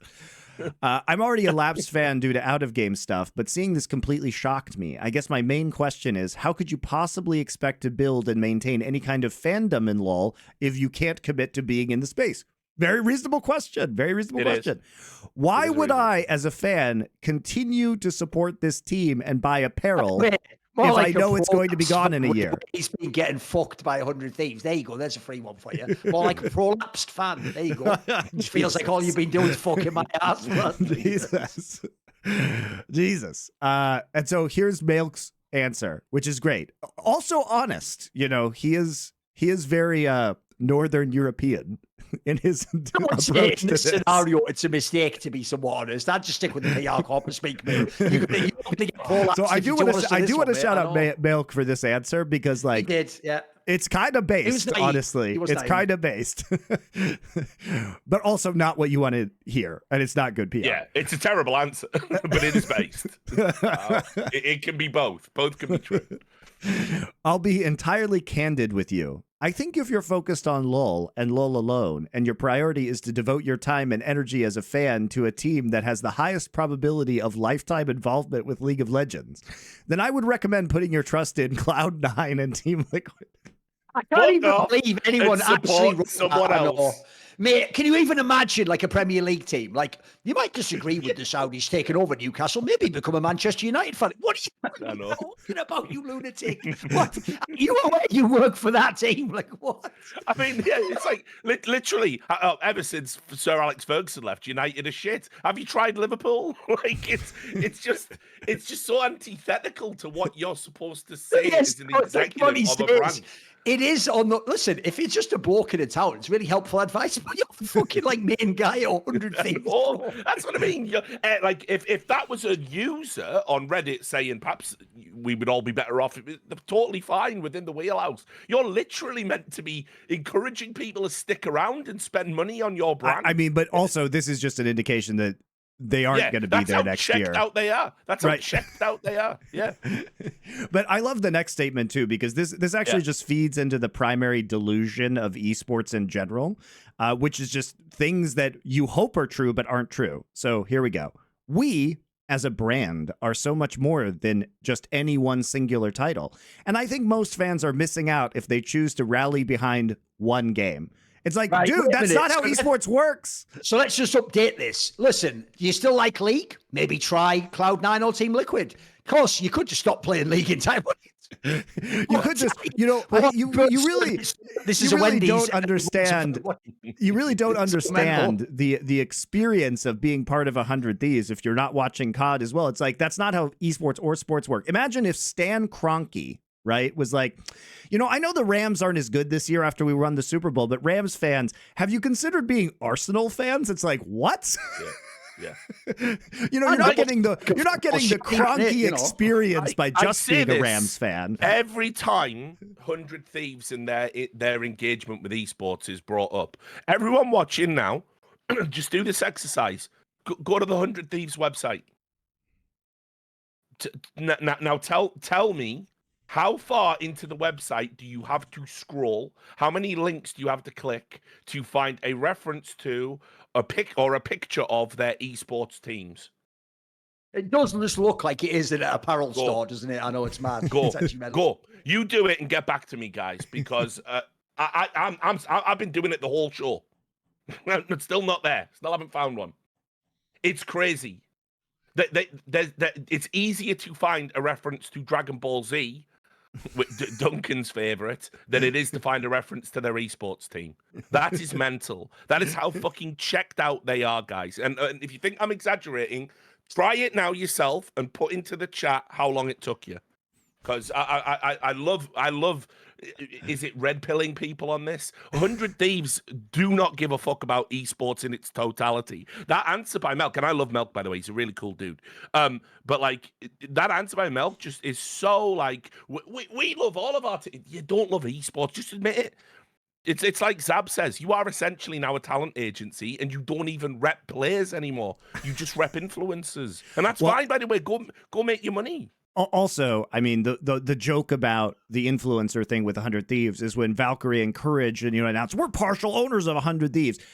Notice they never said how much. It's a tiny amount. Notice that they probably got shares that they can't actually sell on their own and they can't divest from. So they're literally just locked into it until the end of time. And also, it has to be said, the fumbling they did with Valkyrie in particular, they got so lucky to have the fastest rising YouTuber in the fucking world, and they did almost nothing with her, which is insane, the opportunity that they lost from that, because they completely lucked into that. And the value was just never generated. Anyway, let's go back to his comment, because we're not only done. Yeah. Personally, I am an esports fan across an ever-growing amount of titles. Also, 100 Thieves, you're only literally in 3 games right now. You're only in COD, League of Legends, and Valorant. So basically you telling your fan, like 1/3 of your fans, that they shouldn't be involved is pretty insane. That have experienced fandom from both the in and outside of a team, and I have never found a more appealing community than the one I did with 100 Thieves. The story, the ownership, the employees, and the fans have all been second to none for me. I mean, that's just not true. A lot of the leadership of 100 Thieves has been fucking bad. And I was bought into all aspects of the organization from day one. For League of Legends, I firmly believe we have proven that we care first and foremost, and that we care about winning when we can. Like we talked about in the video, we have been at Worlds 4 times. We have won LCS, Academy Amateur, have recruited household names since our inception, and have put a lot of effort into developing our own talent and giving them an honest shot at the LCS. This is all true, by the way. This was Papa Smithy's doing, mostly. Yeah. Have been put a lot of effort into developing. Okay. And we have always strived to bring our community along for the ride, regardless of which storyline we are currently exploring. I don't know what storyline we are currently exploring. I don't even know what the fuck that means. The latest iteration of our roster was actually a huge part in why it was important for us to continue building on our legacy with the League community, which, by the way, was a fluke roster that should not have gone to Worlds. Let's be super clear about that. They should not have gone to Worlds and should not have had any expectations to do so, and then promptly just got fucking wrecked. And did fuck all at Worlds as well, exactly, yeah. And we hope to continue doing so for as long as we can, and people are excited about it as we are past 2025. I mean, what do you want to say, right? It's like I mean, I know Malk too. Like, he was my VP of Esports on the last year at Optic. Like the roster, I thank him for telling me pull the trigger on Crown. Like, if I have a guy that had the the nose to kind of feel like it was probably the best deal, and he has been great to me for my whole year at Optic. Then he moved to 100 Thieves. I think he's, as you say, he's Northern European. I think he's a Danish, right? If I'm correct. I don't know. It is exactly. Right. It is a very like bold, right, straight to the point statement where I think some people would rather not be American in some points, right? Not give the PR speech, which, I mean, culturally Americans would be like, yeah, we're so excited, guys, it's gonna be great. 2025, stay tuned for 2026. We're so happy to still be in League of Legends and field our worlds appearing roster. It's like, oh, by the way, we know and make a PR move, like Afromu is now our general manager, and we're gonna sell the new jerseys, guys. So I respect the move of saying what it is, which is we're here for probably one more year. If you're a legacy fan, you should be prepared for us to leave. That said, you can't point at us saying we haven't tried.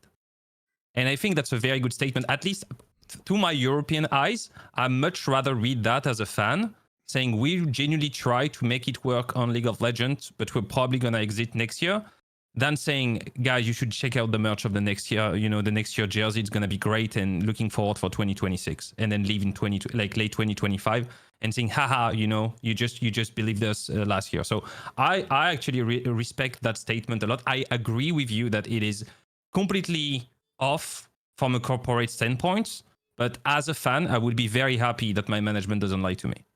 The problem is, though, that is the difference between being a European fan and Zaboutine, because I think the American fan, as you see by the response, even if it's true what he says, they don't want it to be true. They want to just be told something that makes them feel good, if you know what I mean. So, like, everything you just said there in that, like, corporate speech, it's probably what they want to hear. They want to hear shit like, this isn't downsizing. This is, this is the start of a brand new journey to the top. Right, just like when we, all that shit. They want to know, like, the fantasy version of why it's all going to be brilliant in the future and everything. It's also, I think he's way too honest by saying, as you're saying, the statement almost certainly implies you're going to try and leave at the end of next year. Another thing you do normally is and into the future, which could be marvelous. And I'm actually almost shocked they didn't lie more on this. I mean, look, I think what's true is that 100 Thieves would like to have this guest provisional slot forever.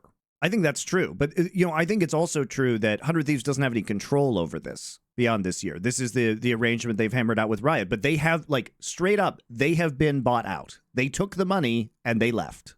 And Riot said, oh shit, this looks really bad. Hey guys, we don't have a solution to this problem right now. Do you want to stay around for one more year and we'll like try and sell this later? And they're like, okay, give us money. And they're like, okay. Riot's like, okay.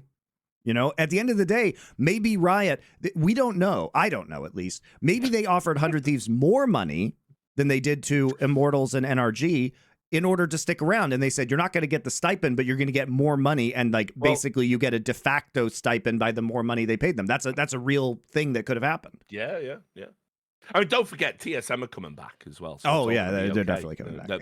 They're probably just keeping the slot warm for them.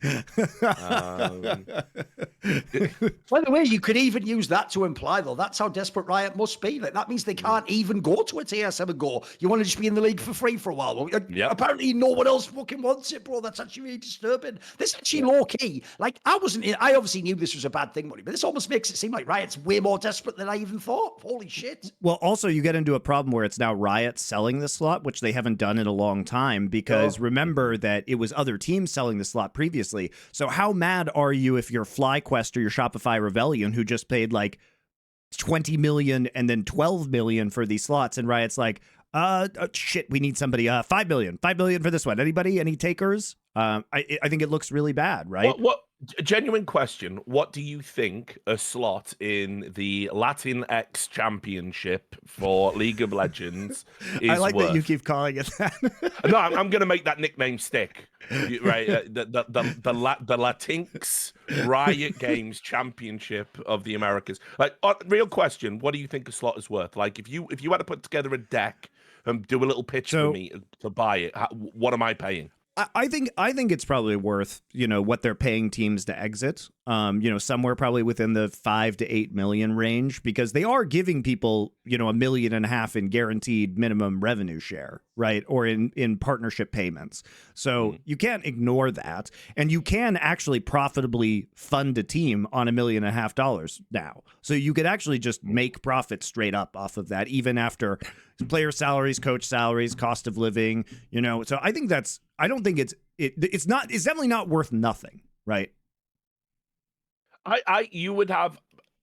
So let's imagine, right? I'm not Richard Lewis. Instead, I am an optimistic, happy, svelte, full head of hair, esports, pro esports millionaire, multi-millionaire, right? And I've decided I'm ready. I'm gonna make happy gaming, right? And I'm gonna optimist gaming, and I'm gonna buy several esports teams and have several esports properties. Realistically, to be part of this league, I think you could maybe get me to pay $1 million. No, Maybe. Richard, that just doesn't make sense, because they actually are paying you a decent amount of money. And also, here's the thing: if there are other, which I'm gonna have to spend on salaries. But that's fine, because you're still running a profitable company with a guaranteed revenue of $1.5 million. Right, if like your stipend is $1 million, right, and you still have to have a headquarter in Los Angeles, because and then you have the salaries.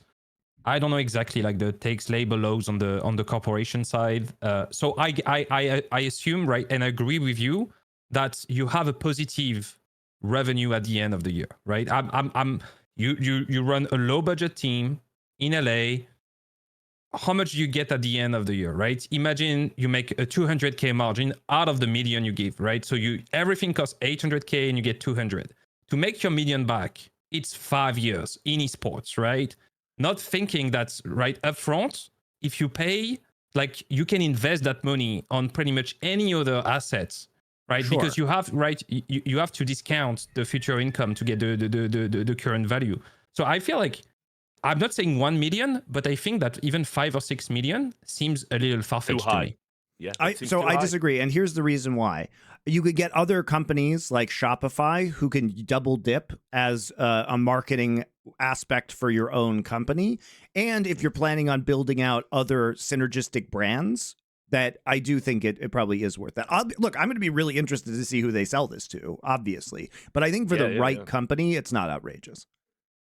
Yeah, I just can't. I just don't feel that, man. Like, Duncan, you got to chime in on this. Like, 5 million in esports right now seems like such a fucking pipe dream. Like, to get someone to pay that for a slot in any league. Yeah. The problem is, look, this is where we're all like lagging from like 2 years ago. 2 years ago, you could get like 20 million just as a raise for your company. I feel like to get any millions is insane.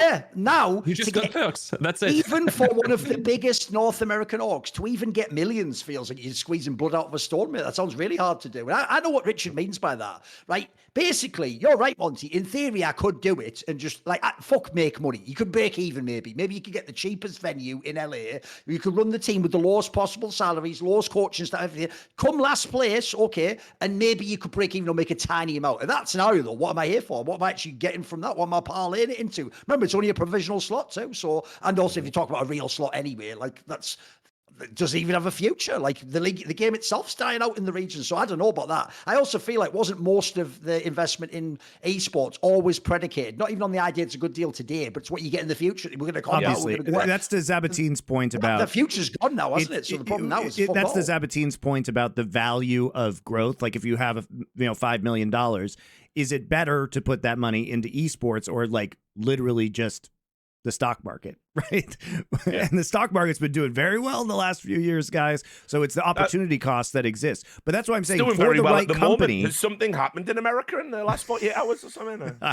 It's crazy. The stock market popped up. Anyway, but the point I'm making is that for a company like Shopify, where it becomes part of their advertising strategy, which is not a problem, that is literally where Korean esports came from.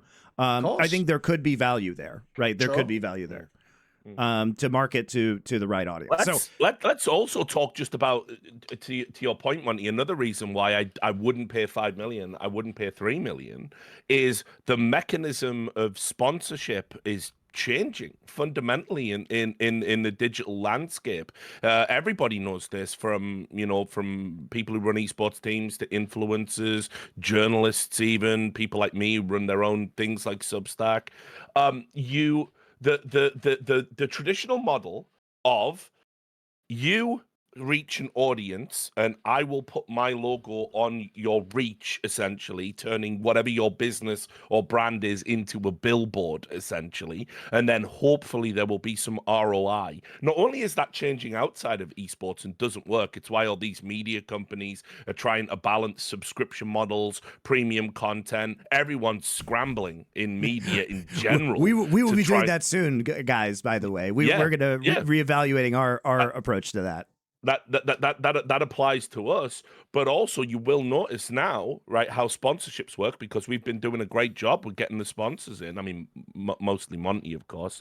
Hail to the chief there. But the people don't want to do that anymore. Having a player play in a league with a jersey with a sponsor in the vague hope there's someone out there in the 18 to 29 bracket will buy your product. We know esports fans don't do that. We know that comprehensively.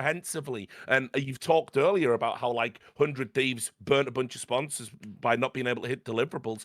All of the top league teams have done that, homie. You know, everyone talks behind the scenes. I talked to a lot of these fucking companies, and they're so out on the concept of sponsoring an esports team. So if I'm a team owner right now, I am scrambling. What sponsorships do work is stuff like what we do, where we use the product, we find synergistic relationships, we promote it via calls to action. Everyone loves a good call to action. Go and do this, and if you support me and it's earnest and it's authentic, but there's no mechanism through which to do that as a team when you're simply playing the game, when you're simply wearing a jersey. There's also no affinity for the teams, really, because people follow players and they don't actually think that the teams need their support. Because everyone's enamored with personality. I wrote an article back in 2015 that everyone got mad upset about. It was probably after me and Duncan did the Vegas road trip, and he burnt Shaq on TV, and CS had its big pop-up moment, and all the TV executives thought we were really going to be something, right? And they were blowing smoke up our ass in our fucking trailer immediately after that bit, because they knew it had virality, you know, it was going to go out there. And so I wrote an article. I was writing for a right-wing website we don't talk about anymore at the time. Which, to be fair to you, was not really considered in that light at the time you were writing for it. I mean, no. The Daily Dot, and you could say they don't have the best rep either for some of the things they did on the other side. So that was just media back then. I was like an esports troubadour at that point. Like, I was just wandering gloriously, like, you know, ignoring left wing, right wing. I'm going to be friends with everyone because I loved esports back then. Now I hate everybody, and I don't care if esports succeeds or even survives. So anyway, I wrote a piece called "It's personality and not professionalism that put esports on the map," and that remains true. And if you look at the way the marketing trends have gone in esports, why did we blur all the lines between, oh, it's a sport and we want to be traditional and let's wear a tuxedo, and all the casters talk like this for some reason, over to you, Jimmy?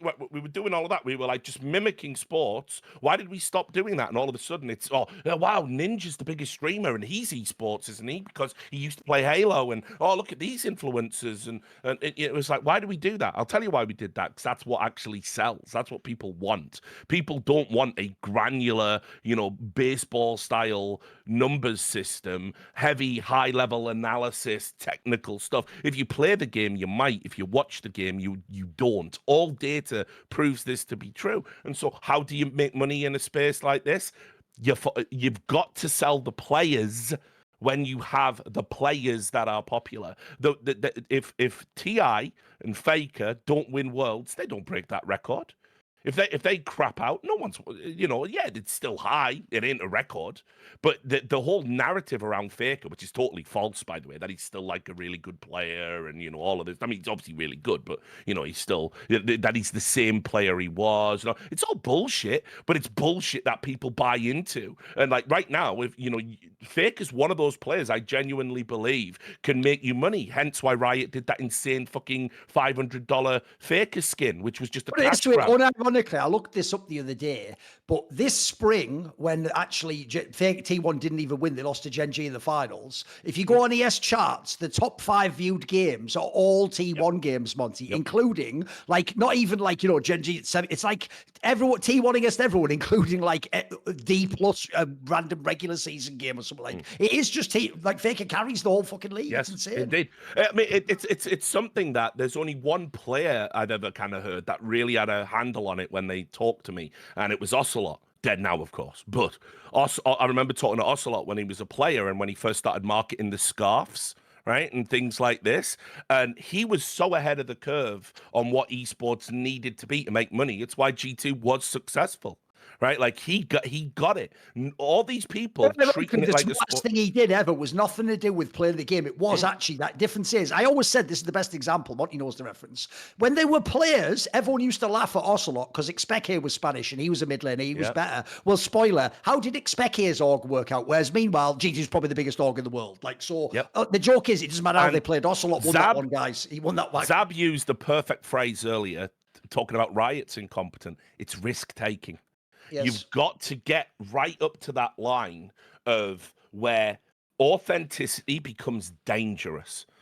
Authenticity is dangerous because when you're your authentic self, people might not like that. And when people don't like things, people don't just say, well, that's not for me. Not on the internet. They say, I fucking hate that. I want to destroy that. And they attack that and they complain about it and they do email campaigns and they try and get you, cancelled or whatever fucking word we're using for it this week, right? But if you don't walk up to that line, you are bland and you are boring. You are slop and nobody cares about slop. So you've got to take that risk. You've got to take that risk. And that's what Ocelot did. Ocelot, obviously, in the end, he went over the edge, didn't he? But the only people who know where the line is are the motherfuckers that cross it. And so, that's just a truism. And so linking this back to the point about how you would make money from an esports org and why it's completely pointless to be an LCS, Riot don't take risks. And Riot do not give you a platform to succeed if you're a personality. Let's be clear. The most popular player in their game is popular, one, because he's considered to be the best. He had in his peak, he was the most mechanically gifted. He's very actually quite timid as a personality. He was, or so people believe, because of how Korean culture is kind of curated. Not just that, it's just him, man. He is literally the most boring. Faker is actually the most boring human being alive. As somebody who has talked to Faker many times, and he literally is the guy who says, watch some of his interviews. I don't watch TV. I don't watch movies. My favorite drink is water. Like, dude, I know. But like he literally sacrificed every other aspect of human personality to be a god at League of Legends, which is cool, but it doesn't make him fascinating. When that video of him like headbutting the wall came out, that was so unbelievably shocking to so many people, purely and simply because of how reserved he is. So Fake is the exception that proves the rule, and the rule is this: that if you work within Riot, if Riot Games would let you off the leash, right? If Riot Games would let players pop off when they make a good play, if players weren't all walking around on eggshells, if there was a real injection of personality into the league, yes, some of the loser Redditors are going to complain. Yes, some of the loser Redditors are going to get upset. But the bottom line is, like, you're going to get back to that TSM CLG magic that you had. That was lightning in a bottle, that era. They never understood what they had or why they had it. Because when Reginald was being an asshole, it was compelling. When St. Vicious was calling people cunts, it was amazing.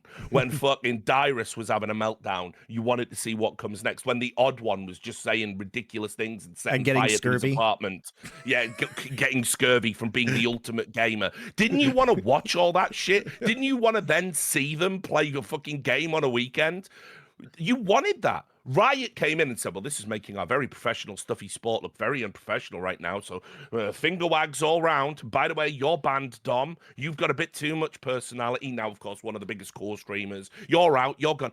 They do it to themselves every time because they don't understand what people want. The esports fan they can't even articulate what they want. But I'm smart. I know what you want, even if you won't admit it to yourselves. And so this is why Riot, all of this stuff, you can change the league, you can change the format, you can bring in the popular Brazilian teams. It is a band-aid on a gaping wound that, simply put, Riot, despite having run what people point to and say is the most successful esports product of all time, they don't get it either. they don't get it. And so there's no point in buying into this league. There are so many better games to be involved in right now where the ROI would present itself immediately, particularly mobile gaming, right? And not only would the ROI present itself, the type of content you can make isn't going to be ruled over dictatorially by a fucking precious games dev. These things make a difference. But I feel By like the way, go for it, Sam. Go. I No, feel go like for if it. you're Riot Games, you're pretty happy, right? It's like you go like you double down on a risk averse strategy. You consolidate all the leagues that cost you money, right? Because like the real calculation, right, is either esports is an industry of itself and needs to generate money, either it's a marketing, and then you can look at the people coming from esports that are spending money in your game, and you can kind of average that and see whether it's profitable or not. So we can pretty much assume that all the regions that have consolidation happening, the PCS, right, in the past, now we have like America, are regions where the marketing product League of Legends is very close to break even in terms of player acquisition and player spending in a way that you don't want to spend extra money on it. And you're pretty sure that in Asia, especially China and Korea, you still have a pretty decent player acquisition, meaning that you can, even though they still like lower the cost, right, of spending like the marketing cost, because usually in business, marketing costs and revenue are very correlated. And then what you do is you have a product on the rise that's called Valorant. And because you're a really risk-averse company, you're going to take all the new ideas and new risks on a project that doesn't have any previous history. And you're going to show this to the new generation of players saying, oh, we invented that, right? Which is the learnings from the previous game that now is our cash cow that we're consolidating right now, because we know it costs significantly more risk and efforts to fix League of Legends and League of Legends industry, where you can do exactly all the right decisions that you learned from your previous game and your new game and say, guys, we invented that. That's called Valorant. Look at this. There is America's League. There is this. We're not going to do a franchise system. We're going to... So I think that's, in one sense, I think that the Riot game is just making the risk-averse decision once again here, which is we don't want to take the risk of having big personas because we don't need that. Big storylines, we don't need that. It's all about winning. We have winning players. We only celebrate the winners. They have amazing creatives that creates really good videos, and everything they do around their games is really nice. Skins, right? If you look, Valorant is literally just a gacha shop disguised in a FPS game, pretty much, right? And they're just moving toward this model, which is it's not like every time we make a mistake, we just need one good game to be able to fix it. But we are never going to fix the mistake we made within the game. We're just going to reduce the risk of this game, make sure the income is good, and we're just going to like fix the problem on another game. And when you see like the rise of TFT and the rise of Valorant, you can clearly say that Riot is not making the same mistake as in League of Legends, but they will never try to put their hands into the fire to try to fix something that's probably broken at the core, at least to them. By the way, one thing I was thinking about, even when we were going through all this stuff about like what is a slot worth and what do you get back and what the mechanism is, they've also fucked up as usual by waiting too long to do even the gamble move. Like if you were going to make gamble moves where you let teams sort of stay for free and play because their name and fan base is valuable, maybe don't let TSM walk out the door, you fucking morons. How stupid are you? By that logic, right? Either you are doing this actually to just trick out the last fucking money out of the orgs that still remain.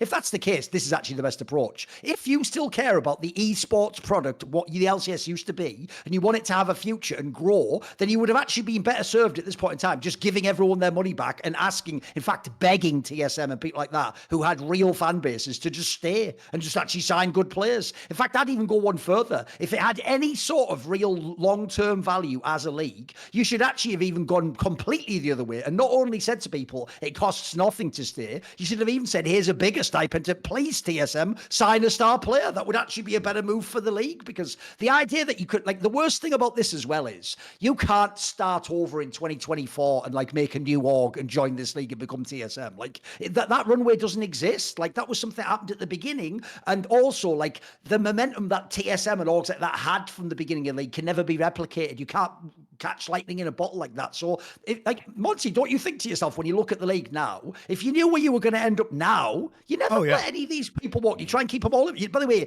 even fuckers like Evil Geniuses, you probably still won't involve. I don't know about that. Like maybe that one's a bridge too far. But real brands is my point. Like actual ones that people know. Yeah. I mean, obviously, and that's what they did with Valorant was they cherry picked teams. But here's the thing: we know from the history of Riot that they just don't give a shit about the teams, and they always think they are bigger than, especially the endemic teams. Look Yes. at the scandal with them picking, not picking Optic for partner status with Yes. Valorant, which is completely fucking outrageous, by the way. Yep. And it's because they were salty at Optic because Optic did have a bad application in the similar way that Immortals had a bad application to LCS. But the thing about Optic is that Optic fixed their bad application like 2 or 3 days later, submitted the real, like a good application, and still got denied because Riot was spiteful that the bad application even existed in the first place. In spite of the fact that Optic was the reigning world champion, in spite of the fact that Optic has an enormous player and fan base, particularly in FPS. I mean, but this is just who Riot is. And at the end of the day, what they did was Riot picked teams based off of cronyism, which is why Evil Geniuses got in, because there isn't a rationale for having Evil Geniuses as a partner team as opposed to Optic. That's not real. You would never do that. And they completely misjudged the entirety of Evil Genius's participation, as evidenced by the fact that obviously they didn't catch the Danny thing, in spite of the fact that Danny was literally freaking out on camera in their studio, and they never bothered to ask questions. They let EG get away with the emergency substitution because God forbid we question somebody claiming they're having a mental health crisis. Now, he did. That's true. But the real question is, what caused that mental health crisis? And the answer was, of course, Nicole LeBoyne Jameson and Evil Geniuses. And they shouldn't have, allowed them to make all these changes. So, they have been very, and we talked about this on our last episode of the Four Horsemen. How could they not have detected what was going on with Bleed Esports? They are really, really fucking bad unless they hate you. Wait, don't forget as well, Monty, in the EG catalogue, well, obviously, initially it looked like egg on our face, didn't it? Because they accepted EG and EG won champions and then had that mad problem where they weren't paying anyone any salaries. So, whoa, that's kind of a big deal, isn't it, right? You're not paying the salary. You remember that like mad scandal after the fucking champion? Wasn't there something like it, like they hadn't been paid or like they were not getting fucked on their contract for next year? There was some mad They were in like prison too. They were in contract prison for a long time. Yes, I mean, the whole thing was just fucked up. But these are the people. Riot doesn't do a good job of vetting things unless they actively dislike you, and then they will just, in my experience, like be outrageous towards you, behave in completely outrageous ways. But anyway, I think we're getting pretty far away from the core of what we need to discuss here. So I want to go ahead and turn it back to the league, because we have to talk about the new format. Because that's going to be, I especially want to hear as a former coach, Zaboutine's take on this from a competitive perspective, especially because some people like Papa Smithy have already come out publicly on Twitter and said best of threes was a large part of our success this year and why we did well at Worlds. I do not want to see that going back. And he's the president of FlyQuest. And now, of course, we're going back to best of ones, which no other region in the world now uses, right? Well, I guess technically LEC does in the first phase, but I mean, even they've moved away from it. They're using the BO1s in the fearless draft portion of the initial tournament that leads into the new international event, but they've abolished them for the rest of the year.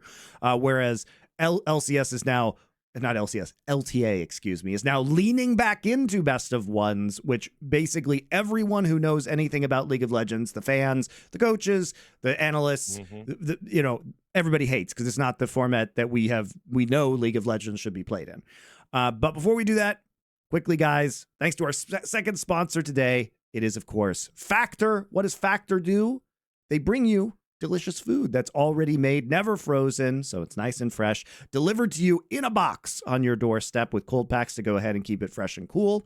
They have 35 different meals every week, which of course rotate, and over 60 additional convenience options like keto cookies, pressed juices, smoothies, protein shakes as well that I've had in the past that have been very good.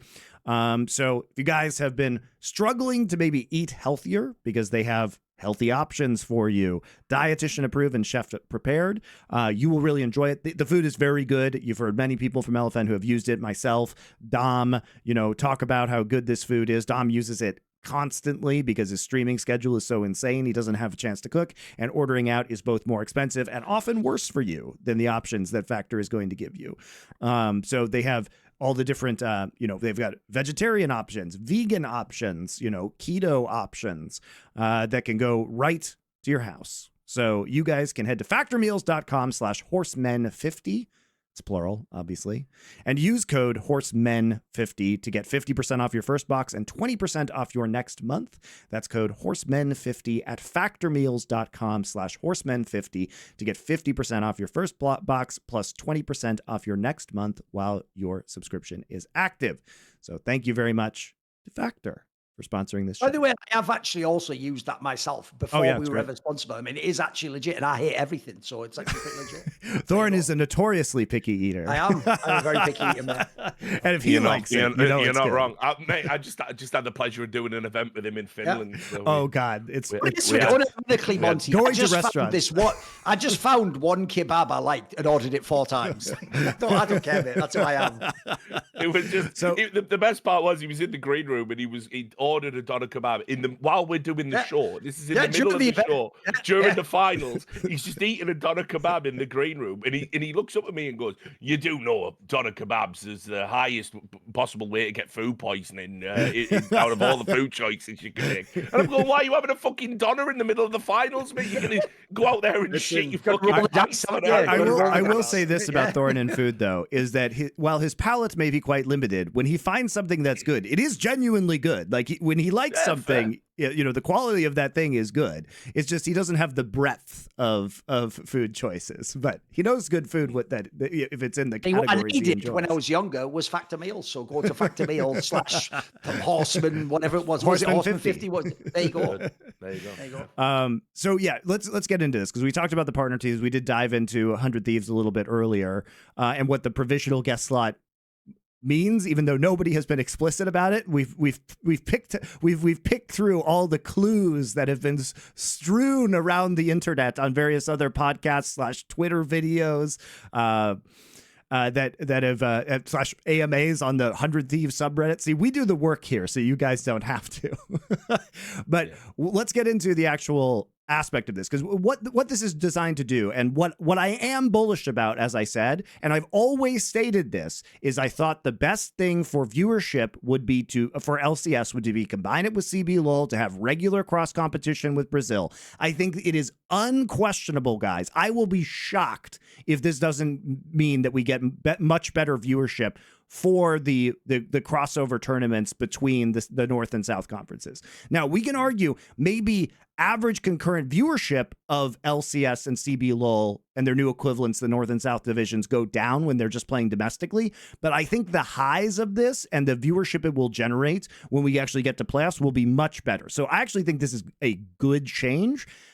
Now, the format may be a different question, but I think the concept is the best you could do, because if you don't do this, LCS in particular is just completely in a death spiral and nothing will ever save it. You want to answer on BO1? It does suck, right? It's no... generally speaking, reading in between the lines, I think, I'm a full-time League of Legends creator, and I try to read, right? They changed the format in Europe, they changed the format in Korea, they're changing the format in America. So I'm trying to read in between the lines, like, what's the general esports design philosophy from Riot Games? What are they trying to ship to the audience? And I can't really put a finger on it. I feel like the only thing they kind of convinced of is, as long as the format changes, there is something to be excited about when a new split starts. Because I think there's been kind of a fatigue from watchers on every single new split, because winter starts or spring starts in the past format, and you have the off-season changes. So everybody's kind of like, stoked to see whether TSM is going to do good with their new mid laners, or is G2 still going to be great. You have all these storylines, whether it's BO1 or BO3. Here, they're like, okay, but then spring happens or summer happens, and then it's the same thing all over again. So they just decided that every split's going to be different. And I think they can't really maneuver with a lot of options. It's like fearless. Okay, that's the theme of winter splits. and then they have to make a different format for spring, and they have to make a different format for summer. So summer is, I can't understand it yet. Like I still have to see it play to understand it. For Split 2, the thing I think is they kind of know already no one's gonna care for the second split. And so they make it as quick and easy. I like the idea that we all just accept because it is true that is even the mindset they're right, going because in. Like, well, no one's going to give a fuck about the second split. So, in the very nature of the international tournament, the first one is going to, right? MSI, if we decide all together around the table as viewers and organizer that Worlds is better than MSI, and it's not a ATP style where every major counts as much as the other, but Worlds is all the thing that people cater to, right? Which is, you clearly see from the Faker and the T1 narrative that nobody cares about what happens from January to November, and the 3rd of November, the best team for the whole year is crowned, and everybody forgets about the whole iteration. So knowing, right, that spring sucks and nobody cares about it, I think they made the most digestible product in a way that people can put that with TFT on one screen, LTA on the other screen, kind of like tune their brain off, just look at the results and wait for MSI. Although it's a terrible format for competitive and for progress of the region, I don't think it's at the core of Riot, otherwise there would be consistency among over splits. So I really think that they just made it in a way that spring, which matters the least, is the least amount of work on their side and the least amount of games to digest on the viewer side, in a way that we can move to MSI as quick as possible and forget about these games that nobody remembers anyway. That would be my take. Yeah. I know it's not a great take, but that's the only thing I can But read. here's the thing, and like we'll fast forward through Split 1 because I think it's much less interesting than Split 2 and Split 3. And let me just say this up front: I actually kind of like the concepts. I like the concepts behind the formats and what they're doing with LTA. I just disagree with some of the mechanics within the format itself, which I'll be much more specific on as we go through. So I don't think there's an issue with Split 1, which is basically there is each conference plays a double elimination best of 3 in fearless mode. And you might say best of 3, not best of 5s. I actually don't hate best of 3s when it's double elim, and especially because this is just kind of a nonsense tournament at the start of the year. Like, it's a for fun tournament. It's going to be fearless. It's going to be one could ask, like, is fearless necessary when you're playing best of 3s? Because I think fearless only really kicks in best of 5s when you get to like game 4 and game 5. I actually just don't think it has a lot of effect on best of 3s, because usually that's not where you're stretching players' champion pools over much. But, you know, okay, so they play on their own, and then at the end of the stage, the top 4 teams from each conference will go to Brazil, and then they play a single elimination tournament with the top 8 teams in best of 3. The finals are best of 5. Now, playing single elim in best of 3 is dog shit. Like, let's be very clear about that. But again, this is a for fun tournament. I don't give a shit too much about Split 1. Now, where it starts to get interesting is Split 2. And this is where we have to ask a question about best of 1s, and I want to get your take on this as a coach, because best of 1s are just not how League of Legends is played basically anywhere else in the world. The only place you see this was in the early stages of LEC, Swiss systems at Worlds, which is shit, by the way, guys. They should absolutely just run best of 3 throughout the entire Swiss system. And that's it, basically. And then LCS. But LCS walked away from it. And in Split 2, what they're doing is they're bringing back double round robin best of 1s when they could have just done single round robin best of 3s again. But the complaint, apparently, from what I've heard Mark Z say, is the teams themselves are like, well, we only get to do our branding 1 day a week at that point in time, because they were only playing one best of 3 a week. And they, you know, apparently what I gleaned was that there was actually pressure from the teams via sponsorship or social media or whatever to actually play 2 matches a week, 2 best of 1s a week, so that they would have more, you know, days in which they were active on a given weekly basis, which I think is stupid. But that's what they are saying.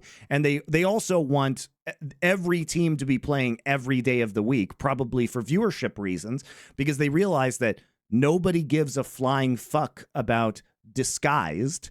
And so if there's a disguised best of 3, if Cloud9 or Team Liquid isn't playing that day, then the viewers don't show up in the first place and stick around for the terrible disguised match that's going to be happening.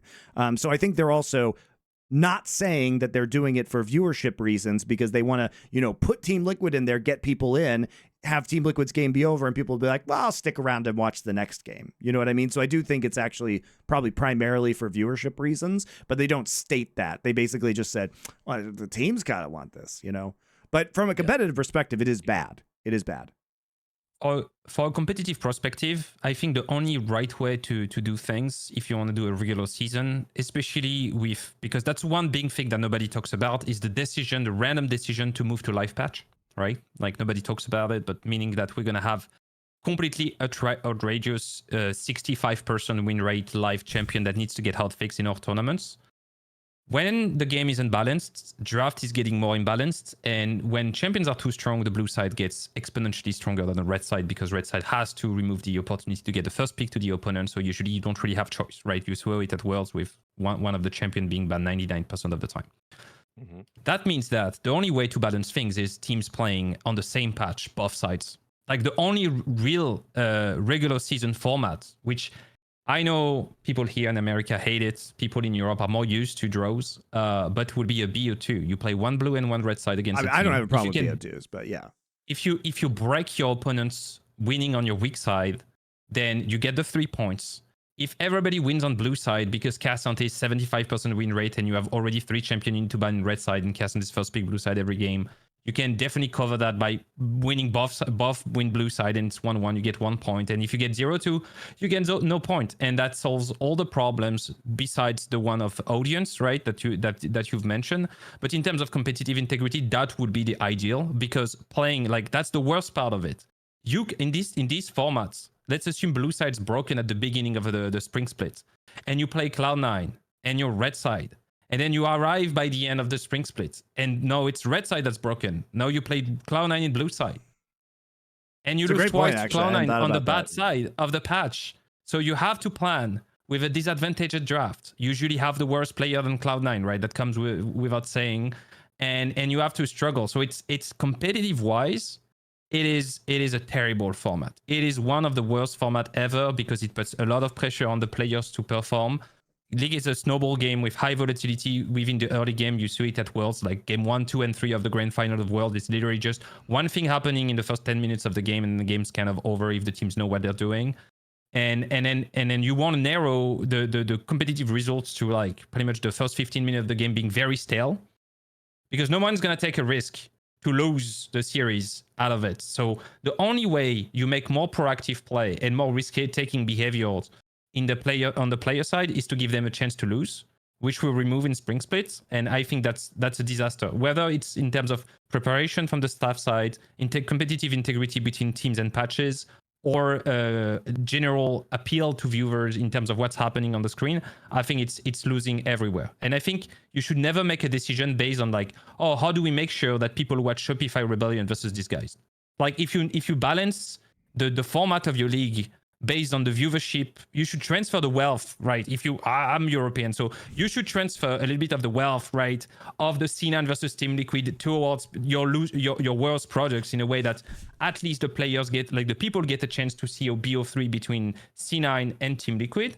But don't make it BO1 thinking that people are going to stay and watch these guys versus Shopify, and they're going to be happy watching the rookie, because they're going to be rookie players from NA out of solo queue, terrorized to make a move on stage versus Shopify. It's gonna be bad. It's just gonna be terrible for everyone. So I think Riot as a whole should completely move away from BO1 at World everywhere, accept that there is a high variance in the early game of League of Legends, less after 15 minutes but before 15 minutes, and have something that has somewhat some competitive integrity.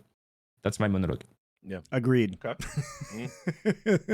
I think you make really good points, and you know the problem, guys, is that now that we have 12 years of high quality competitive data, the truth about League of Legends, which Riot never addresses, is that the gold lead at 15 minutes is an overwhelming indicator of who is going to win that game, because the game is so snowbally. And it varies obviously year to year depending on mechanics and like the state of the meta and everything like that. But if you looked at the lifetime of League of Legends, it probably would be something crazy like 65 to 70% of the time the team with the gold lead at 15 minutes wins the game. So because we know this about League of Legends as a game, and to Zaboutine's point, because we know that there can be really fluky shit that happens in laning phase. Level 1 goes horribly, weird tower dive, something like happens randomly. You have to play more than a best of 1 in order to really determine who the best team is. And you can't play a best of 7 because it would take 7 hours. Like best of 5 is the optimal format between length of the game and, producing the proper result. And best of 3s for the regular season are the minimum. And the Asian teams have been playing best of 3s. And I do, Mark talked about this and he said, and this is a good point that I've made, which is I do think that there is a conflation among the fans right now that best of 3s will produce better international performances. But I don't think that's true at all. Even though that's Papa Smithy did say he believes that to a certain degree, obviously, because of what he said publicly, and he's inside a team, so I think his opinion is valid. But it is true that all of NA and Europe's best performances have come when they were running best of 1s, and LPL and LCK have been running best of 3s, right? I think there are much, much bigger problems, such as domestic competitiveness that doesn't drive these teams to get good enough. I think solo queue quality is much, a bigger predictor of that success because you're able to surface better rookies. There's a higher competition on your way up the ladder. There's more regular competition. I mean, the NA server is dead. So, like, how do you get good practice in NA? I think you could play best of 5s the whole year and you're not going to be good. I think a large part of the reason that FlyQuest performed well was because FlyQuest and Team Liquid were actually competitive with each other the whole year and kind of driving each other to success, whereas G2 was just sitting there in Europe alone with a bunch of unmotivated shitter teams surrounding them. So I think part of it was just the LCS culture, not really best of 3s. So I don't think it's going to make them. I do think best of 3s are a better system, but I don't think that there is a large correlation between best of 3s and international success, to put it that way. Or I don't think it's the most important one. Yeah, I mean, I think that's if your top laner is one of the best top laner in history of Europe and you imported him, your jungler is probably the top 1 jungle in the West, arguably with Razork, right? You have an import Korean in the mid lane, and then you have one, if not the best ADC rookie in the last 10 years of the history of LCS. It's been a minute, right, since we haven't seen a guy that's pop off on stage like Masu. And I think that Busio played, I would say, played very well. At least he played pretty well. I would say he probably beat his average during Worlds. I think his average is much worse than what I've seen at Worlds. Looking at LCS throughout the year.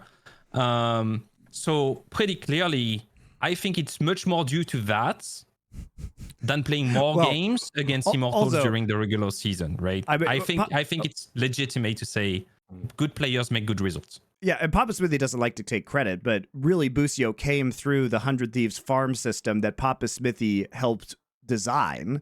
And then also, when Mithy was available, FlyQuest signed him, and then he basically positional coached Busio. And so that, if anything, I would say FlyQuest and Papa Smithy's decisions are more, salient to FlyQuest's success rather than Riot's decision to move to best of 3s. That's my opinion. But that all said, we should still have single round robin best of 3s. I hate round robin, but I also think that split 2 does have stakes because it seeds into split 3. And split 3 is where it gets kind of confusing, but because you must perform in the double best of 1 round robin, because after MSI what we get is what they're calling the pick and play system, which, as Thorin and I have discussed previously, is basically taking an MSL concept from StarCraft Brood War. It's what we, as far as Thorin, you can correct me if I'm wrong, but as far as I know, we at Flashpoint were the first Western tournament to feature this kind of. I don't think I've ever heard of it being used before. Competition. I mean, if people don't know, it obviously isn't a traditional sporting technique because you select, so you are in a way breaking competitive integrity. But actually, to very briefly connect back to what we were talking about earlier, that's also one of the jokes of esports, isn't it? It wanted to be like sports when sports itself is dying idiots. They're trying to make it more of an entertainment product. Meanwhile, the joke all along is actually esports all along should have been UFC or WWE, where you just make prize fights. You just make the fight that the fans want to see. You don't go, sorry, actually, little known Spence has made the finals. You have to watch them. Yeah, You go, I know. No, It's like your favorite boxing. Team Fury is Boxing splitting. I'll becomes be in the final. boxing becomes, fucking meme celebrity matches, and esports like, or not esports. Riot is like, but what if we were just like traditional sports? NBA introduces mid-season tournament. Maybe we should go for more league systems. Like, basically, all of the people who made these decisions at Riot should be fired, period. Because these were terrible fucking ideas that they had, and they are now having to roll back on all of them, which also destroys their brand integrity, because now they have to take out LCS and CBLOL. They have to reset everything because they made incredibly stupid decisions many years ago that people told them, including us, were wrong at the time, but they were just so obsessed with, we must be like traditional sports. And of course, now they're going to justify this to themselves by saying that, well, we wouldn't have been able to do that if we hadn't laid the groundwork with having the league system, and now we can move away. Because everybody understood that. It's like, no, motherfucker. Like, we all understood esports, and like the fans understood the tournament system. The one moment they allowed anyone on their precious LCS broadcast to ever get edgy, they didn't get someone like us who've actually done it as like pros and walked the line. No, what they did is they just got Latigris, who already wasn't popular, and just make like a really out of pocket comment about Doublelift and all that harassment, like, what? And then everyone was like, we hate you. And they're like, well, we're never doing that again. It's like, why'd you do it that way? Why'd you go that approach? You're stupid as fuck. Anyway, yeah, it was terrible. So the third split introduces basically something. So I don't know if they were inspired by Flashpoint, or if they were inspired by the MSL. I kind of doubt they were inspired by the MSL because nobody knows what the MSL is at Riot. I would be shocked if that was true. But they basically have teams selecting each other, right? So they have the best of 3 format. It's based off of seeding. After every week, the teams select their opponent for the following week live on stage. And stop me if you've heard this one before. So Thorin, they moved to like a player personality trash talk thing. And then they try and get the format to reflect the tone of the league. Oh, wait, that's what we do with Flashpoint, and we're very public about it. But crazy that somebody would actually do that. So basically, they're just, what I'm saying is that they are copying Flashpoint. And I said this when Flashpoint first existed. I said, as far as I am aware, Flashpoint is the only tournament, is the only esports league that has ever said, what if we move the format to represent the tone of the league? What if we create a format? We take the idea of the product and we create a format to create the product that we want, rather than taking a format and trying to graft on the product that we want at the end, which is what Riot has absolutely done with this league, the round robin league system nonsense.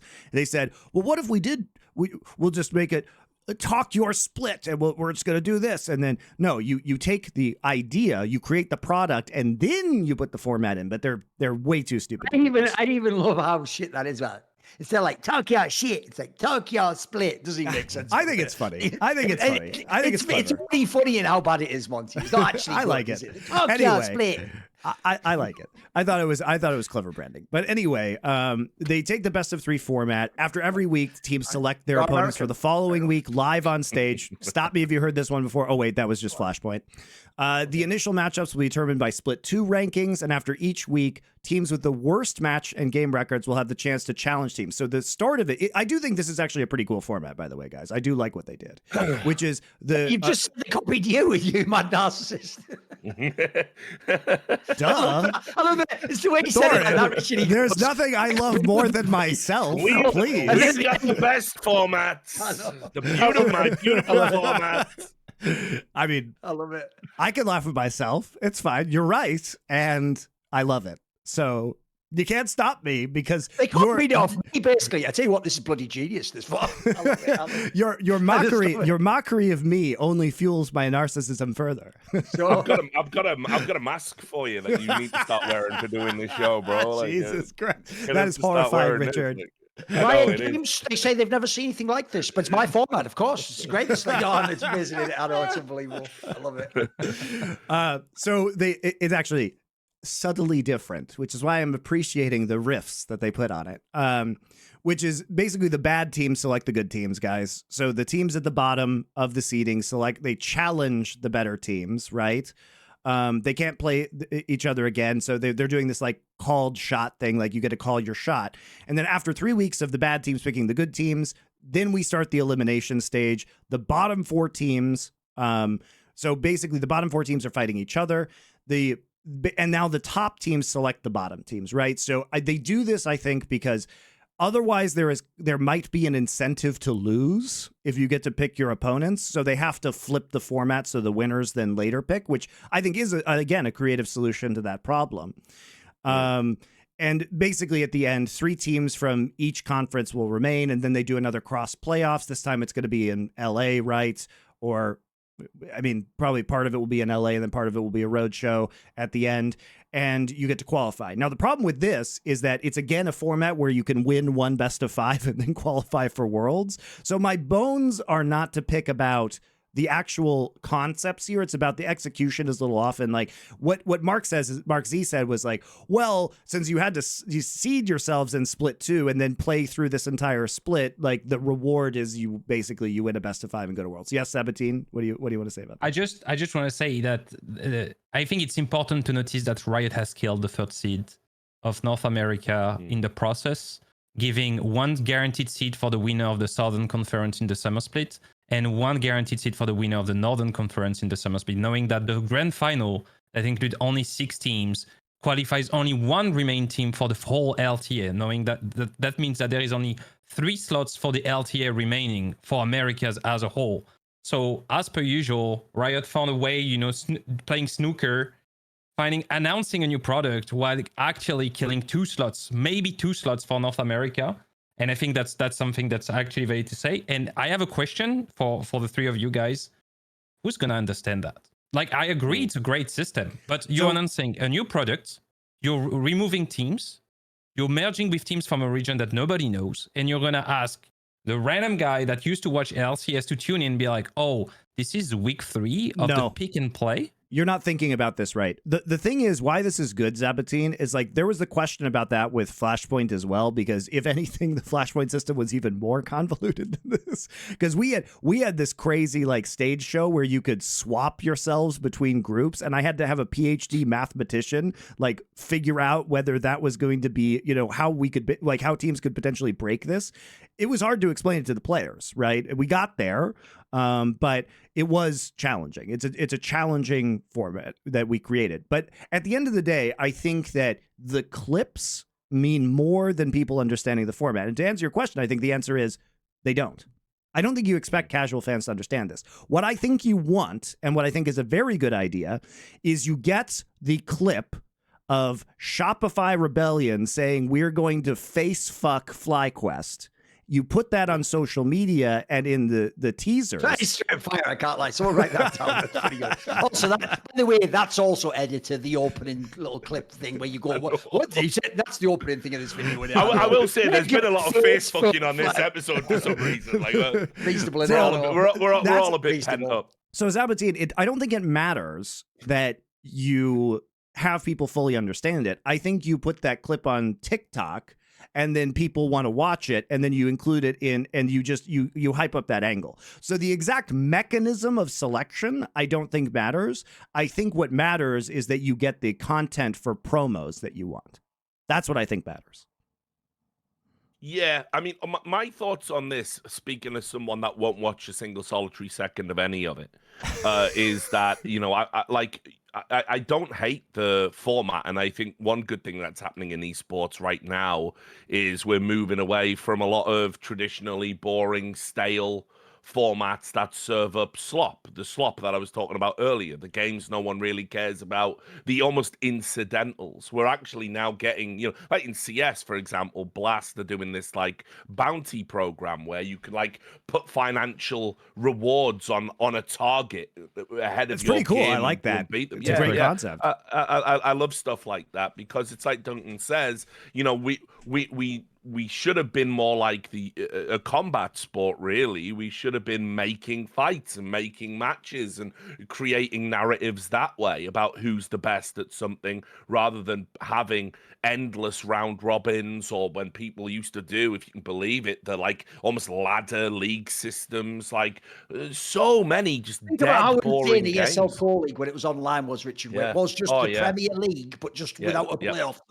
the same concept, like Yeah, the worst exactly. antiquated system imaginable. Yeah, Exactly. you had like two teams, back in the day, Duncan's, I mean, you're taking me back to like 2005 there probably, but back in the day, how it used to work was because all they wanted to be was like football. So you would end up with the worst parts of football, which is when, a dog shit team, you've got Southampton versus fucking, I don't want to pick anyone else out. We can all agree Southampton is shit. But, Southampton Ipswich on Monday Night Football. Who the fuck is watching that, bro?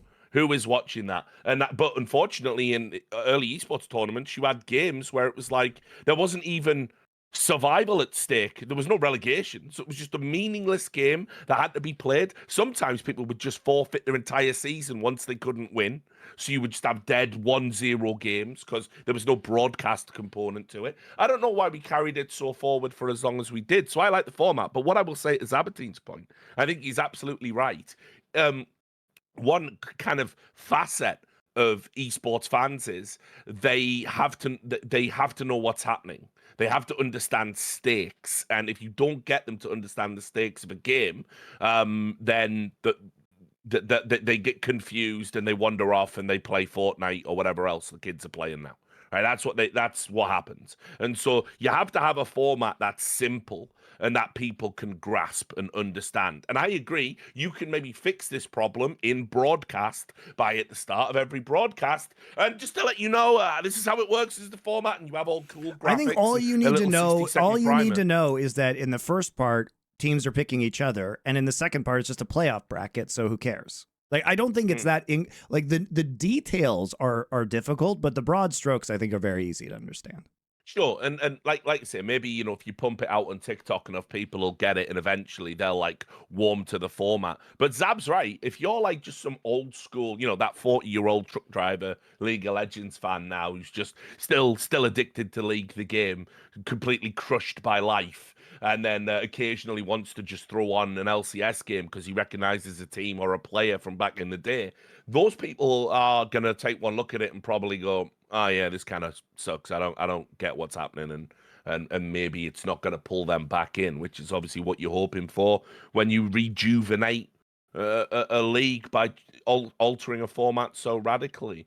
But yeah, so nominally, I think these are good changes, but I think narratively, they really need to make sure people know, because understanding the stakes of a game are so important. Like the example I used earlier, Southampton Ipswich. I'm not tuning in the middle of a season to watch that on Monday Night Football, but I might watch that game if one of the teams is going to get relegated from the league off the back of it, because the stakes are higher, so it might actually produce some compelling sports drama unfolding, And I think like that's how like an esports fan their brain kind of works. They're invested in the drama, they're invested in the stakes, they're invested in the emotional resonance. The complicated stuff doesn't happen until after the best of one double round robin. So you literally have all of spring to explain repeatedly to the fans what's going to happen in summer and set the stakes, because the seeding in spring does matter for the results in summer.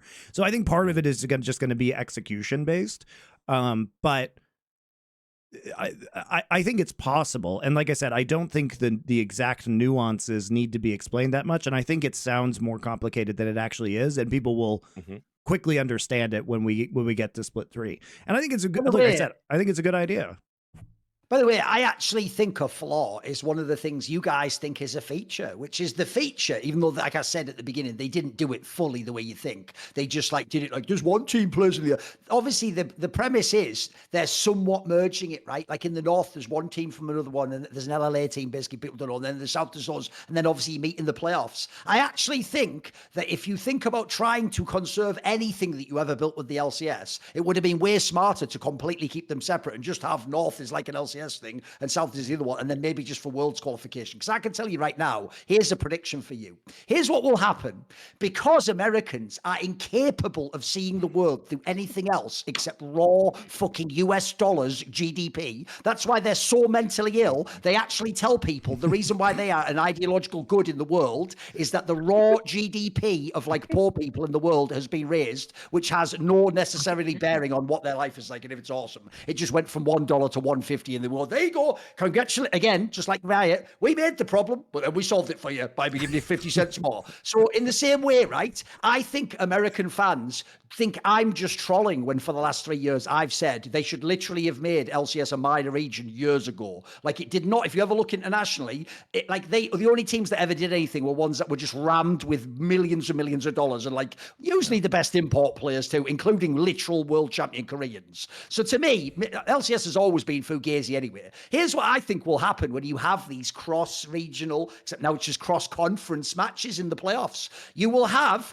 teams from the dreaded South will beat the former LCS teams. And everyone won't, Monty, go, brilliant. We've got this strong, vibrant league where the Southern teams are now risen. No. Everyone will remember in their brains, they've been told by Riot the whole time, they're a minor region and you're a major region. And everyone will go, oh, wait, it's even worse. Now the LCS is as bad as CBLOL and LL. And it'll be, I actually think the perception will be even worse of the league. That's my prediction. As soon as as soon as Pain beats fucking Team Liquid and fucking Flux or what, you don't even know in the league, by the way. As soon as they get a win off like a fucking Cloud9 and a B or what, it's going to be the end of the world. Like that will be that will actually make people think this league is shit. And it will just make people think the whole thing is a minor region now. And then as Zaboutine says, they'll have taken slots away. But at that point, who'll give a fuck? Because these are just the teams going to come last place at Worlds, you know. There's kind of a reversal of what ended up killing off competitive StarCraft. I mean, for those of us that watch StarCraft 2 every week, and again, I don't know if you were a fan of StarCraft, Zab, if you watched a lot of that back in the day. But at the very beginning, and then I kind of stopped. I would say like my interest for the game really dropped around 2013. Yeah, right. Which is, I mean, to be fair, I think that might be true for a lot of people. The golden age, basically. But like 2013. You would 2012, 2013, you would have had like a fucking StarCraft 2 event every weekend, right? And one of the reasons Activision Blizzard ended up changing their format and finally getting involved in, instead of just giving out like ranking points to tournaments was because South Koreans were just battering everyone, and they were like, we're losing North American viewership and by extension North American dollars because Americans don't like watching South Koreans beat Americans. You had to be like Thorin. You had to be like an esports elitist to want to tune in. Hey, and I'm just the actual American here, and yes, I was an esports elitist watching. Listen, Koreans America, we're beat up talking on... about you, not to you. But I'm just saying, I was that American guy who wanted to watch the South Koreans just crush everybody. And by the way, I did actually commentate StarCraft 2. I casted the last OSL for StarCraft 2, and I casted the first WCS like international tournament as well. So you will remember as well, right? Like that this was a very real thing that happened. Like American viewership was down, English speaking viewership was down. People used to say things on the forums like, oh, he's a really good player, but South Koreans are just so boring. We had all the memes at DreamHack with the bad champagne bottle openings and the really bad translated interviews, and so, which is too bad because actually in StarCraft they had some pretty big personalities from the Korean side, like MC, and like especially compared to but the joke there, Monty, is because they were Koreans who have worn their fucking wrist to a little knob like a hair, like a doll. Then you go open up this champagne, they're like, they can't even get it fucking off the top of it. Exactly. So you had all of that. Activision Blizzard, what they wanted to do was they were like, look, we've got to do it by region. The only way we can save it again with the WCS is to have the South Koreans play the South Koreans and the Americans play the Americans and the Europeans play the Europeans, and then we're all going to bring them together. I remember, in fact, me and Duncan did a podcast. It might even have been the infamous podcast. I'm just thinking this now. If you don't know, as a quick sidebar, me and Richard once did an episode of Unfiltered, right? But because at the time I had this beef with, I don't know what I say at the time, I had a beef with Destiny, right? I obviously wouldn't appear on a show with him. So Chanman was like, it's all right, I'll make a new show, then there'll be no problem. He made a show, but it was on the surface a good idea. He goes, I'll make a show called Unfiltered Esports. Obviously, he's not that much into that shit now anyway, and we'll just do a topic about WCS. And even though at the time, me and Richard were held in quite good regard in like StarCraft, like they were like, I hosted all the events, Yeah, like we did one podcast, Monty, where all we did is like, not even in this kind of video, but just criticize the format. And no joke, all of StarCraft 2, including like half the pros, were just like, fuck those guys, and I'm like joking. Like we essentially just exited StarCraft 2. Yeah, It like, literally. Anymore. I know. I was literally, if you can believe this, StarCraft 2 was the esports community that loved me. You were probably the most popular. Yes. More than CS. I hosted the events. I did all the walk-around interviews. I did long-form 20-minute interviews with players and personalities. I was invited to Take TV every time they were doing a Take TV event. They all loved me. And, of course, I was the guy who called out all the Kickstarter bullshit, all the Kickstarter promises. I wrote that famous article, The Land of Broken Promises, where I advocated for all the StarCraft people as consumers. Me and Total Biscuit were like the fucking boys in StarCraft. You know what I mean? And then I went on and I said, listen, Activision Blizzard have come and fixed this WCS a bit too late. Kill him, boo! It's like, this can't be real. But it was. That literally happened. Anyway, the point I'm making is what Activision Blizzard found is that it was too late, that they needed to do it sooner. What Riot are going to learn is, because they're doing the inverse, Duncan's absolutely spot on. When the Brazilians are in the ascendancy and all the Brazilian teams are winning, and by the way, get ready for that. That's coming, right? If I know anything about North American League, right, that's coming, right? And so, yeah, the fans are going to go, but I'm not a fan of the Brazilian teams. You had the fan base of the Brazilian teams, by the way, many of whom are going to boycott this league because they're so ass-pinned about them closing down CBLOL, all of that stuff, right? So you've already angered the fan base you are hoping is going to prop up your numbers, but you're going to lose fans because nobody wants to see Team Liquid get spanked week in, week out. Right? And so the Liquid fans, Cloud9 fans, they'll bail. And like I say, if it doesn't start that way, it will very quickly get that way. I will tell you one thing just about the difference in work ethic from North American esports to South American esports. It's day and night. And I think a lot of American teams are going to be in for a rude awakening, and Duncan's spot on. That will kill the league. That will kill it. That will be I'm not sure there's going to be enough cross-play between Brazil and North America for the Brazilian teams to make massive games. Yeah, but one presumably, since they're in all the conferences, won't they scrim each other potentially? I don't think they can based on ping. Okay.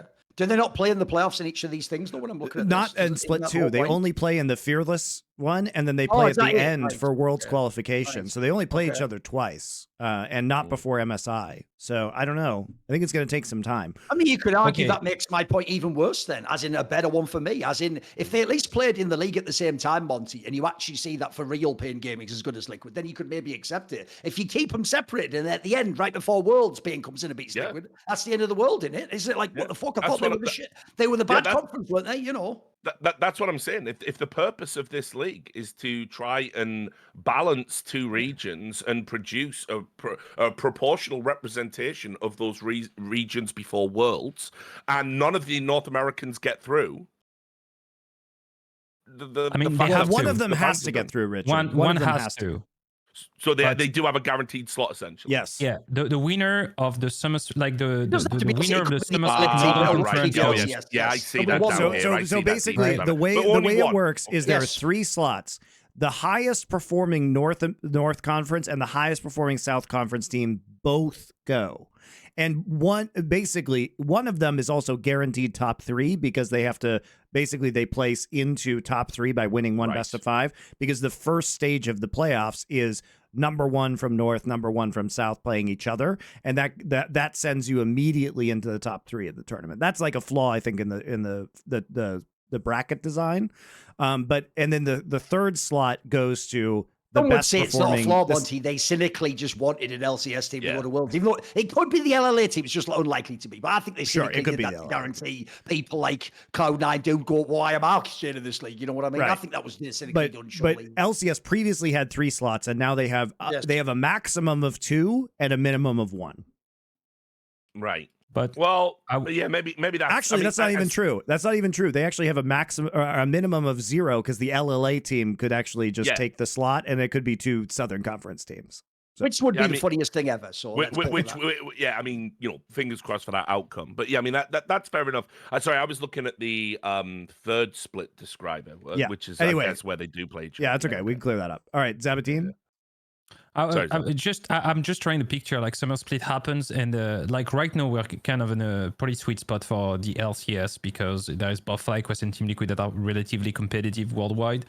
but that's something that's like not promised to last, especially because I mean the success of FlyQuest is still based on like 3 imports, and the success of Team Liquid is like 4 foreign players or something like this. So like I can assume that within the kind of near future, like let's say 1 to 3 years, there's gonna be a world where either this player retire, and the renewal of these players is going to be much harder to do because the relative financial power of NA in terms of esports and player attraction has been heavily diluted. And I think, for instance, the promise of having a strong fan base is probably going to be way more potent in Brazil. I've seen many pretty good European players already like heading to Brazil because they know like they can make a career out of like being in Brazil. So I prospect that in the next 3 years, you might have a scenario where like, let's assume the only good team in NA is like C9 and they make it, right? And then you have a tie qualification for between a Southern American team and I would say like Team Liquid, who's second, and Team Liquid gets beaten. You send as a byproduct of your whole year 2 worlds, C9 and let's say Red Canids and Fluxo. And C9 goes into Swiss, drafts, because it's not going to be a major region anymore. Like, I don't know how Swiss Stage going to work with that format, but they get booted pretty fast. Like, they go 0-3. What's the attractiveness? Like, after a year like that, right? Like, factually, this happens. What is the perception, right? Because I think the success of a league it's very correlated to the perception of the public. What is the perception of the public towards this LTA? We send Cloud9 that got 0-3. As a North American resident, right, you live in LA or I don't know, Michigan, wherever you want, and it's Red Canids and Fluxo that had the close match against Mad Lions, and C9 went out because they play HLE and I don't know, T1. And you're here and it's like, oh guys, let's be excited for next year. Like, who's gonna be realistically excited knowing that you're making this format with choosing teams where TSM and TRG are not there anymore, so locally it doesn't apply as much as it used to. And the byproduct of that is something that's probably going to be very lukewarm from North American residents. I think Thorin makes a pretty good point for like the attractiveness, the global attractiveness of the LTA being pretty worse in the context of international tournaments. If there wasn't any international tournament, I think it would be a great league. Yeah. By the way, you notice as well, I tried to be very fair and make it that it's not that the South American team has to, like, currently they are worse, but they don't have to be. But the point is, even if they actually legitimately are better, I just don't believe the real LCS fans will ever like buy into it. I think in their mind, they always have to believe that, like, it's sort of like, well, at least we're up here and they're down here. I think they can't handle the idea that they could have been parity all along for all we know. We didn't have a league that... I'm gonna take a different approach here and just say, what if, sure, they're trying to have the representation of both North and South Conference at internationals, but let's just, we know that neither North America nor South America is ever going to do shit in League of Legends, at least not while League of Legends is relevant. So let's just say, okay, they get these slots and they're gonna get owned like they always do, and it's whatever. Okay, so international is not important. What we're trying to do here is we're trying to build a very strong domestic league between that has these peaks of competition, so we can foster this north-south rivalry, right? And we're trying to build our own thing that's more about the trash talking, hence why we have this system where teams pick each other. My question to you is this: if that is the point, why don't we do that for the playoffs? Why is all the picking done? Like, if literally you are trying to build the shit talking and rivalries, why does it go away in the most important point in the split 3 playoffs? Like, if we're already agreeing that this is a for fun region and we're going to do formats which are for fun, that are objectively, with the inclusion of best of ones, with the inclusion of the picking, and like I said, we did this intentionally at Flashpoint. We said, this is not the most competitive Counter-Strike format that exists, but we're making that decision because we're trying to do something different. If you're trying to do that, then why, in the points where you're actually potentially going to get the most trash talk between the Northern and the Southern Conference to set up rivalries, do we move away from that? Why didn't we create a format when they play each other that has these elements? That's what's confusing to me. It's like, it's not even internally consistent as a product.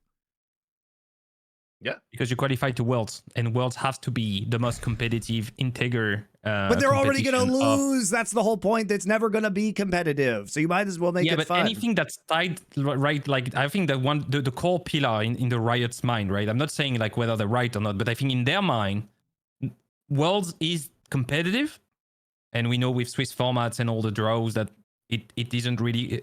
But anything that qualifies to World has to be perfectly, competitive integrity has to be at the highest during that time, and that's why they make the for fun format in winter because nobody cares. They fill the middle of the year with like whatever, and then MSI, nobody cares, and then they move to summer.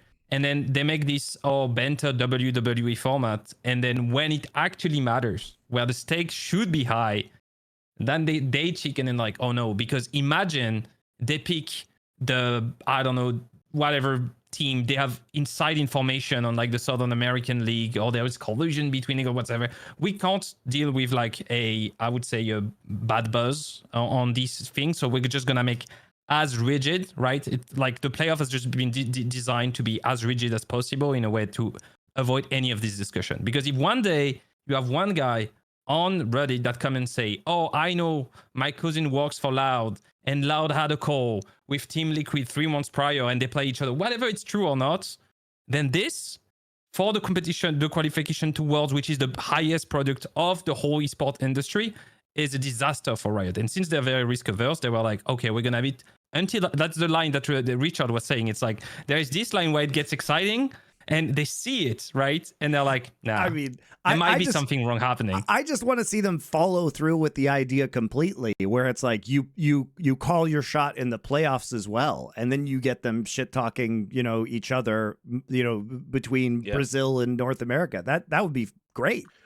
Then go even further. Then when you take the Baron, their chairs get all rumbly, like, oh shit, for a little while. Like, let's just put all crazy ideas. Then fans, when they reach a certain corral hole level, all of a sudden one player's chair literally gets hot. That could be straight. By the way, these are these are throwaways, but these are already straight fire ideas, way better than anything in this document. I think they should be able, once they hit certain sub goals, basically, yes, how Twitch is doing those like emote confettis, on the screen these days. It should just be Vampettas that just pop up. Oh, by the way, that's still the part, Richard, I can't handle, is that the rest of these idiots just think they're just looking at the viewership going, oh, delicious viewership. They're not understanding every single, like Sniper, who plays for Team Liquid, right? 100 Thieves, sorry.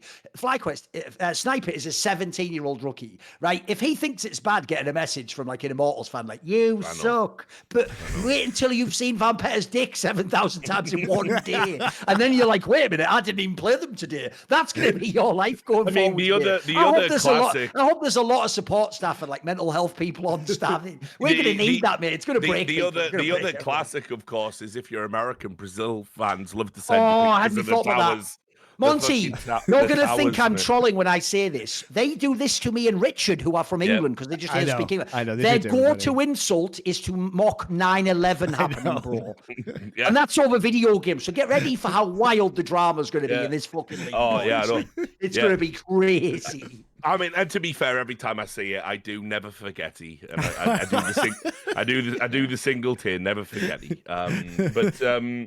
They I mean, like, it's always Vampetta's penis on 9/11 pictures. I can't tell you how many times. Weird. Like, by the way, what level of poor impulse control do you have that someone goes, well, your team isn't even that good in video games. Yeah, well, I'm glad that terrorist attack happened. All those people. Yeah, I know. That's what I mean. That's like 0-60. What are you doing? My involvement with esports and the Brazilian esports fan, there are two things that are burned into my brain: that horrible day on September 11th and Vampetta's fucking erect penis, and they're there. There's an association I can't get rid of now.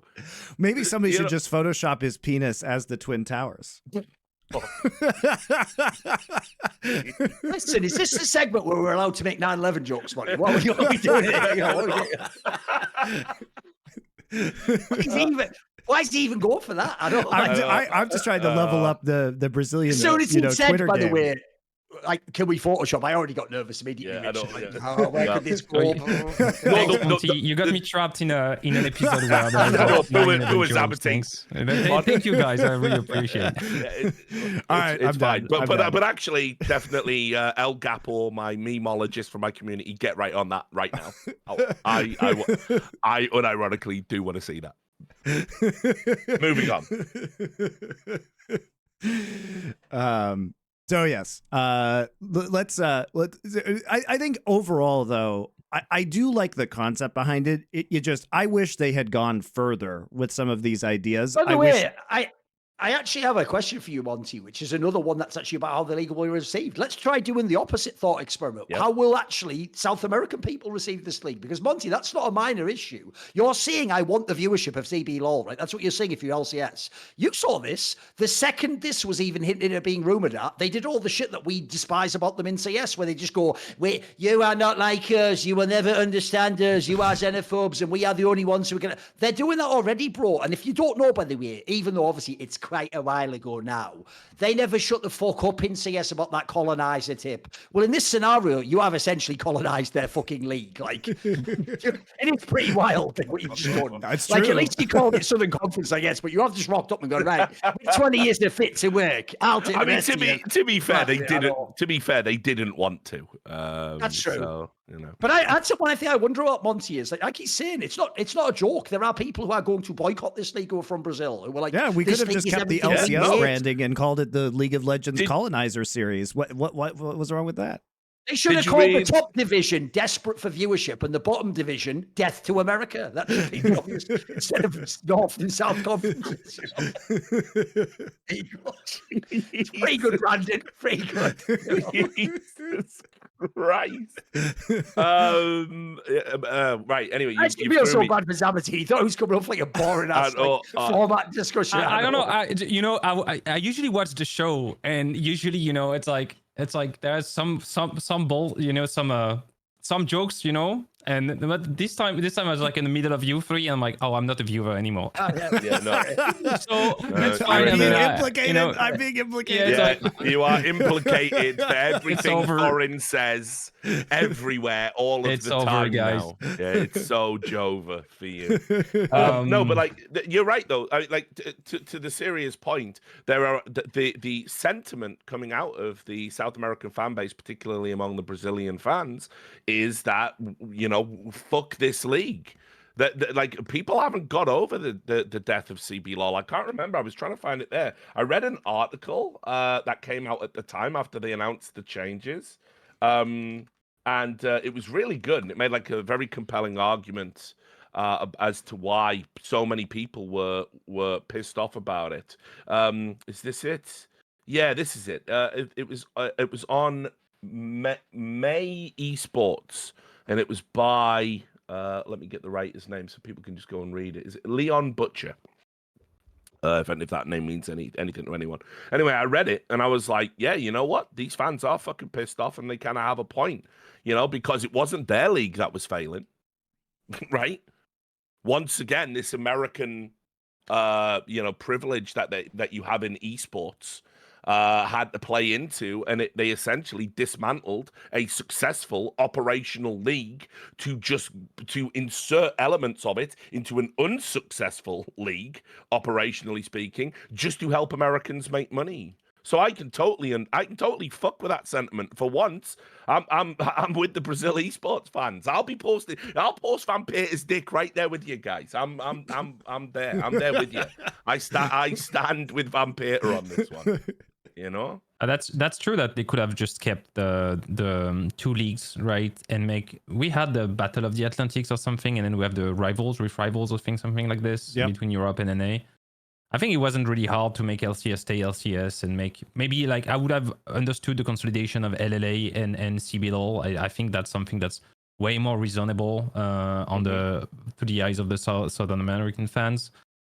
Here, it's just because if they keep that format, I think the product LCS doesn't have enough teams to be relevant by itself. Sure, but I think another issue, there is another layer to this that Riot has been pretty explicit about, which has been that they basically had too many franchise teams, right? And a big part of this is what happened, guys, is that this past year has been the renegotiation of the team participation agreements, i.e. the franchise agreements, the legal documents that bound teams. So heading into next year, like this was the last year in which those applied from the original round of franchising. So this was their chance to change things. And Riot has said straight up, like John Needham has said, there are too many franchise teams. We are creating a new revenue distribution system, which is a globally based revenue pool, and there's just too many teams to reasonably split this up. So I do think, and that can be true, and it is very true that there were too many franchise teams. Like,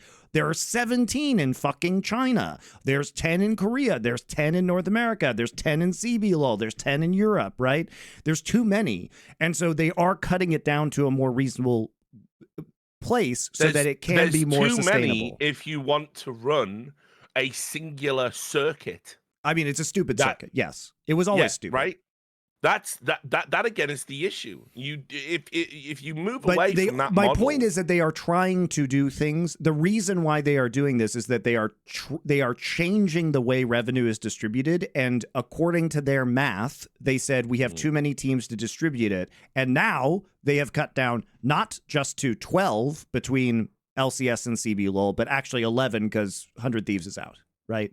Yeah. Well, I guess the LLA teams are in. So, but it's still, they basically cut out like 6-7 teams out of that.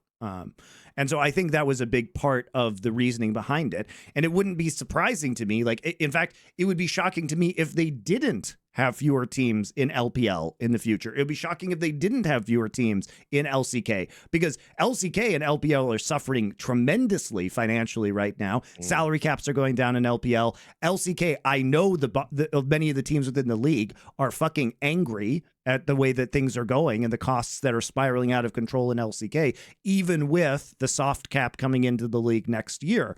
And so when you look at this, it wouldn't be surprising if LPL went down to 10 teams and LCK went down to 8 teams. Like, and also, we don't need the bottom 7 LPL and the bottom 2 LCK teams. Like that, those are not competitive teams. Those are dog shit teams, and they could go away tomorrow and nobody would care. Yeah. Yeah.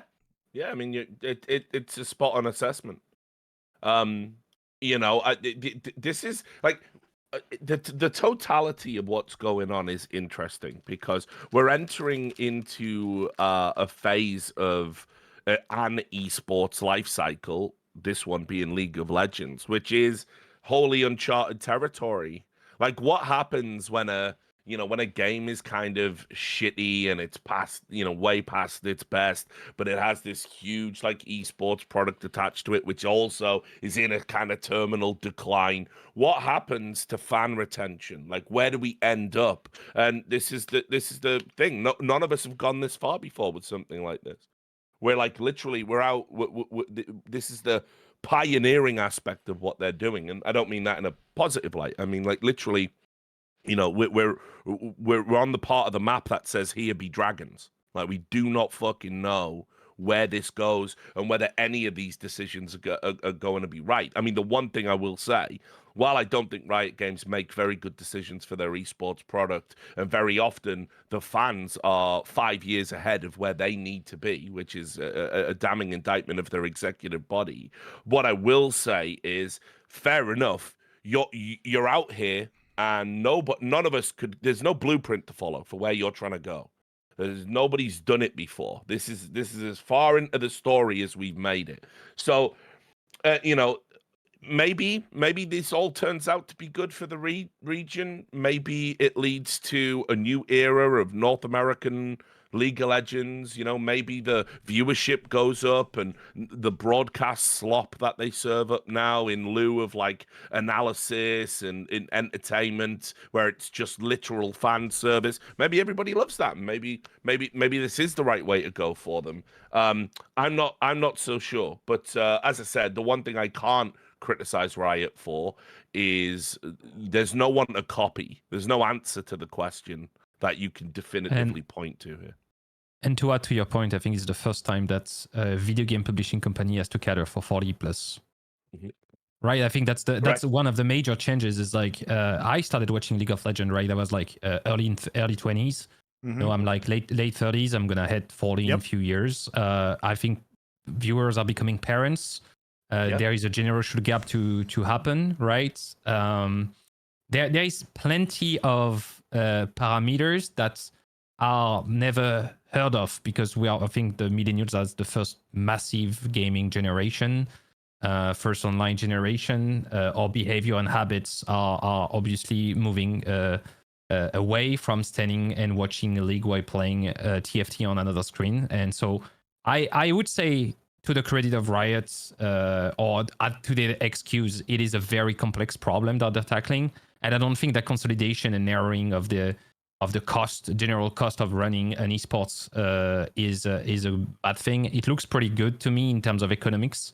The problem, and I think that's what we've covered mostly during this podcast, is a lot of this decision could have been at least foreseen, right? Foreseen, I don't know, like a little bit before, in a way to not let TSM go if you want to make this format, not let CLG go, retain a lot of like your former brands, use more of the talents you had in the past to leverage to your fans, and probably not bleed that much of your base, user base, where you have to kind of make emergency choices, because now it looks much more like a drop things from the air balloon to make it stay above the ground, than a strategic decision building to cater for the 40 plus player base that's gonna grow in the future. I will push back on this a little bit to say that there hasn't been an example of this, because we have to think about StarCraft Brood War in particular, because StarCraft Brood War in Korea, it still runs, by the way, and its primary viewer base is going to be Gen X or older millennials who are, in many cases, maybe pushing 50. What are the numbers like? But I'm going to get to that. Now, obviously, the viewership has gone down significantly, but the pros are still playing, and actually the pros, in some cases, make more money than they did back in the glory days of Brood War, because they're streamers now, and these 45-year-old whales are just tossing money at these Korean pro players now that they have it, right? So even though viewership may be down, the streaming world didn't exist in Brood War. So now you can watch Flash's stream, and now fans can directly support it. And I would point out to the fact that for example, Tasteless and Artosis have a Patreon that runs their casting of the Brood War leagues, and they've got, maybe the viewership isn't great, but they've got a bunch of paying people, and actually those people pay more on average than probably any other esport fan, and those are English-speaking Brood War fans, guys. So I think there is probably an end game here, but it's fan supported. Like, that's where this goes eventually, is that you transfer this over to the consumers paying for it, and maybe it is popular personalities, but that's a very different conversation, and like that's a very tough transition for Riot to swallow, for sure. That just brings us back to what I've said all along, that essentially where esports got derailed was the quest for numbers. Well, we just prioritize totally the wrong thing. It's not the number of viewers you have or the number of players you have. It's the number of paying customers you have for a product. What we were always too scared about, and again, regular viewers have heard this 1,000 times out of my mouth, because it's the one lesson that I definitely think should be foundational for esports moving forward, is we were too terrified to take a genuine inventory of how many real fans we had. Because if the number went down, if the line went down, people were going to panic and pull out of the industry. And so we never did it. And we did everything we could, actually, to massage the numbers and move shit around to make the line go up, even though it was completely artificial. And so it sounds to me that we're Brood War, which, as Duncan pointed out earlier, I haven't engaged with StarCraft in a long time, but it sounds like Brood War ended up with a destination for what I consider to be a functional and healthy esport, and that is ultimately, you don't have big numbers. It is niche, but it is a profitable niche, and that's not only fine, that should be fucking desirable. That's what we should all be aspiring for. I just don't think that fits in a Riot's mad fever dream, egotistical view. I'm literally of what looking at the is. ASL Tastosis English casting support Patreon right now, which is a Patreon specifically for them casting Brood War. It has almost 3,000 paying members and generates $11,000 a month for these guys, and that's just the English broadcast. That's not even putting on the league guys. Like, I mean, and you might be like, that's not a lot of money, but it is two casters who are doing this part time. That's a lot of money. Also, for not the to be sniffed players, at. Monty, in StarCraft Remastered, they actually, because they do like a pro league thing where it's like team games, etc., but you share the prize money, there are players, like famous players, of hundreds of thousands of dollars in StarCraft Remastered alone, Monty. If you go look on esports earnings, it's enormous. Because essentially what you're pointing out, which is correct, is this doesn't have to be a giant esports game because they've completely figured out how to connect the fan who wants to pay to the tournament that the player plays in, and then the costs are very low, I imagine. So it's actually, people would be shocked if they knew how successful it actually is as a niche game, because obviously as outside Westerners, we're not involved, you know? Yeah, and it's also taking advantage of a fan base who has disposable income because they're older. Yes. And like paying $10 a month if you fucking love StarCraft is nothing. It's nothing. Yeah, Oh, exactly. I mean, nostalgia trip, yeah. well, I mean, but it's like, again, a repeated point, but you know, I'm pretty sure everyone on this call, right? You pay for the NFL, or you pay, you know, monthly to watch football. Here's the shit I'm paying for right now: Netflix, Max, Hulu, Disney Plus, NFL, because I have the foreign subscription package, which is like $30 a month for all the games, which is great value, by the way. I fucking love it. Yeah.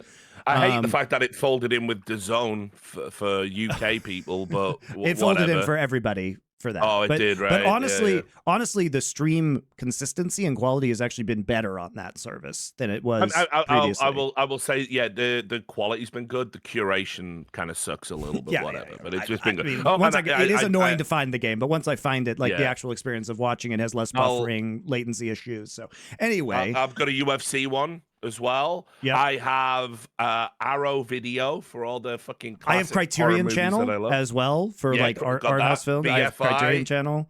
Like I have like six or seven probably subscription services that are running at any given time. I even drunkenly bought a Disney subscription, even though I vowed I would never give money to Disney, just because I wanted to watch You Only Move Twice episodes of The Simpsons. I wanted to see Hank Scorpio. I paid $150 or whatever for an annual subscription while I was like shit-faced in the middle of the night. So drunk Richard really makes bad consumer choices. That's the area, Richard, in which in other areas you've done a good job, but that's one of the areas in which you do pale in comparison to Hunter S. Thompson. That wasn't the kind of wacky things he was doing while drunk. He wasn't going, I fucked around and subscribed to Disney Plus to see a Simpsons episode, Richard. The wild man Richard Lewis has some stories, but he's old now. He's old. I too am a 40-year-old man in esports trying to make sense of the world. I think it's interesting. Here's just a sort of question as well. Where's the next generation of League fan ever going to come from? No, they're not coming. No. Well, like, I think would you?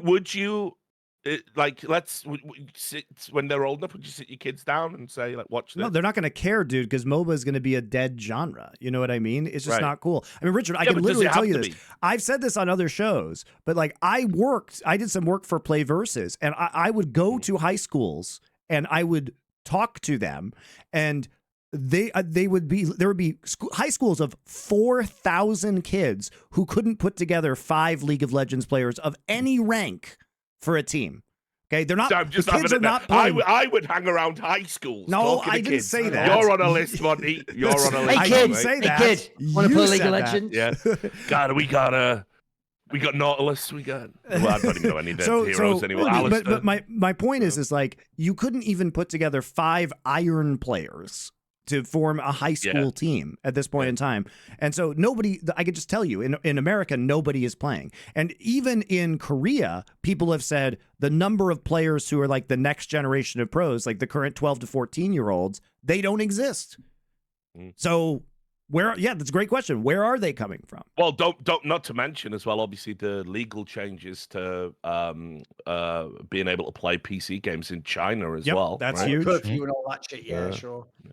So the kids, I don't know what it's like in other countries, but basically, you know, at least in America and Korea, I can tell you that there's been a sharp decline in the number of young kids playing League of Legends. Like they're playing Valorant, or honestly, in America, I can tell you what they are playing. They're playing Rocket League. They're playing Roblox. They're playing Minecraft Bed Wars. They're playing Smash. That's a huge one at the high school level. The Mario Kart. These are actually the big esports competitions that are in NA high Bro, schools right do you now. know how badly everyone would laugh if you'd have even said like 10 years ago, and then Roblox, like a game that's like a shitload card, like that's getting more players than League of Legends. I mean, Roblox is the most Fucking played hell, game in the bro. world. It's insane. I think Roblox, the company behind it, is like one of the most profitable as well. Like, it's insane, like the amount of money they make. Yeah, the amount of money they make. So, I mean, by the way, have you ever seen that? Like, there's like counter blocks. Have you seen that? No. It's like a 1-for-1 copy of Counter Strike in Roblox.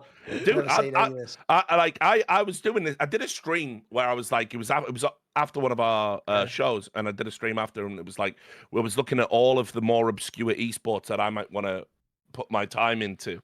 And I was going through them all. There was like Farming Simulator League, GeoGuessr, which Launders does. The and then I lit, saw, actually. yeah, that is actually fucking lit, no joke, right? And then I saw Counterblocks, and I found a guy's channel, and he was like the Anders of fucking Counterblocks, and he was like doing the hype cast while these little square dudes are all running around, fucking shooting each other in the head. I might fuck around and just do that. What you shit. mean, but I can't penetrate the initial layer. It's like the analogy I've given many times that inadvertently, I only found this out because Frostcore didn't do League of Legends anymore. When she came back to do some esports work, she came back and did Pokemon Unite, which is basically like the MOBA version of Pokemon. And I've told the story before. I couldn't take it seriously, Richard, because when she was raging like you would in a normal League game, it just becomes like parody when you're using Pokemon names. So when you're going like, where the fuck's Bulbasaur when we're trying to do Baron? Fucking hell, what's that fucking Zapdos cunt doing on top lane? Like, you can't take it seriously, bro. You can't even get past the names. I'm with you. It's like some like meme shit, like an SNL. How come we never skit or got something, the you know? Among Us League, by the way? That could have been super fun. The what? Among dude, Us. that was a terrible month in streaming. When that game was the #1 game on Twitch, and all the streamers were pretending to like have like fake drama with each other over. Did you lie to me, bro? It's the entire premise of the game. It was 2020, no? Yeah, that was people had nothing else to do anyway, right? That was They were stuck actual home. fucking AIDS. That was pure AIDS. Like I that was actually destructive to the fabric of society. Thing is, though, Richard, it's like I was we've saying, actually though, now Richard is claiming that the streamers playing Among Us is destructive to the fabric of society. Literally We had have reached old men yelling at cloud status. Ahead of the 2020 election, they had AOC come on and play like Amogus with fucking Pokemon, and it was rigged to let her win. But it's like worse. But it's like, you're a politician. I don't want you to be good at lying, you fucking moron. I don't want her to win Amogus. That's bad. That's bad for the country. Also, imagine that. Imagine her having to get into the ideological space of a character that's gone undercover, pretending to be part of a group, but secretly wants all of them to die and fail. That's insane to imagine. I can't even do it. And also, similarly, just like the Pokemon Unite example, take any iconic casting call from CS and do it in Roblox. So have it like, what are you doing shooting the pirate? You can't do that. This isn't Roblox. I feel like, what are you talking? This is mental, mate. I can't do this. I can't do it, bro. That's the future of esports, brother. Embrace change. Embrace change. Also, imagine if I go into Roblox, then I'm the most hated person ever for saying like the fucking construction guy's not strong enough for like I'm getting told to kill myself and corral her for that shit in Roblox. It's bad enough, mate. Dude, it happened to me in Rocket League, bro. So get with the times. I'm like one of the most despised people in Rocket League. I only worked 2 Rocket League events. All I knew about Rocket League before that drama was it's like a super chill game where you play football with cars, and then you actually got like the craziest hatred of all time. I know, it's mental, isn't it? Like, I don't even know what I did. All I did was tell someone to fuck off and said that a fan looked like David Koresh. If you want to see how insane it is, just go look up the video Richard did where he plays Spanish Fly and just scrolls how many people are mentioning it, Monty, and he plays the entirety of the song. But he actually got it copyright striked and all the money got taken away, but it was worth it. Because when he plays the entire song, he's just scrolling forever, and it's just Richard Lewis like 1 billion times. It's so unhinged. It's mental. Like for one day, he was actually the most relevant person in all of Rocket League esports, and all because, by the way, he blocked a guy, then wouldn't like explain why. No, here's the thing. It was actually your fault. It was both of your faults. Okay. Do you want to know why? Because it was during the Lena double lift thing. When you Oh, guys right. said it was a conflict of interest, and I went, well, Yeah. of course it is, and only a moron couldn't understand this. There's a Rocket League analyst. I won't say his name. I won't invoke the For Rocket obvious League community reasons, again. Yeah. Anyway, Candyman kit. he publicly like replied to me saying, "Oh, it's definitely not a conflict of interest. When I was a manager at McDonald's, I fucked one of my subordinates, and it was fine." And I'm just Brilliant like, story as well, isn't it? I know. I mean, Amazing yeah, story too. I know. First of all, I that know, was I know. still a conflict of interest. I know. and Someone said most, that's and it, I most know, like literally 4 weeks later, like a McDonald's know. executive got fired for exactly know. that. But whatever. But like he I just said, listen, I think you should just sit this one out because you seem really stupid and ill-informed. That was it. And then he replied back, no, but you must talk to me. He did that thing. So then I blocked him, and then he complained about being blocked, and that's what set off the whole chain reaction. So once again, your fucking crusade, your pathetic little crusade against TSM, fucking up my life. That's what happened. Listen, there Yeah, had but to we be won. some casualties for us to win the war in the end, Richard. You know, you have to break a few. I'm eggs to sorry. make an omelette, The ends you know. did justify the means. Exactly. Yeah, they got now. It's all good. Yeah, so that was mental. They Anyway, got now, and we're literally discussing in the league they used to be the kings of, in what was the flagship product of Riot Global, in at the time the most money-rich region in the entire world of esports. We're now discussing potential futures where fucking teams from Mexico steal the LCS's spot and beat a team from Brazil and go to Worlds and come last. Like, that's the world we're now in league, which is why we just did a 20-minute tangent where, because we're just bored of it now, we're just talking about Roblox. All right, we're done. Yeah, I'm cutting us off. Final thoughts, Zaboutine, on the LTA transition. Necessary, but too late. I think could that's have been one of the subtitles in the TLDR. Necessary, but too late. Semicolon, yeah, too that's late. what we'll do. Yeah. I don't know why you did it in a Bane voice. Listen, everything necessary. New game, new look. This is a necessary LLA. Yeah, exactly. Yeah, you're doing it now. You just go. told Riot a There you go. fucking you asshole for doing that, and then you've done it. That's just yeah. I actually Deadly. like many of the changes that they're making to the region, and I do think it will produce bigger highs. Like, I think the peak viewership will definitely go up because all those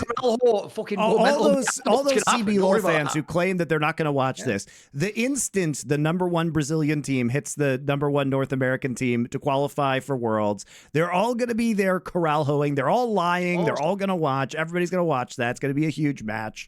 And then some North American players going to foolishly do the Trump and go, you know, the Southern Conference, they're not sending their best. They're sending inters. They're sending...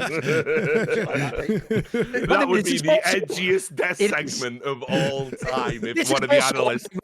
One of the most memeable potential future leagues as well. So the sheer banter on this is going to be hilarious. I'm just going to put this out there too. It's very interesting to see how all of the people in esports, especially those working for ESL, were so concerned, about the political situation in America previously, but now they've just all shut up. It's with the latest election. That's crazy. That's weird. All you needed to do to get those really annoying people to shut up was give them $1 billion collectively across all of them. It's sort of like Riot's own approach to women. That's right. So I do think that this is a good step.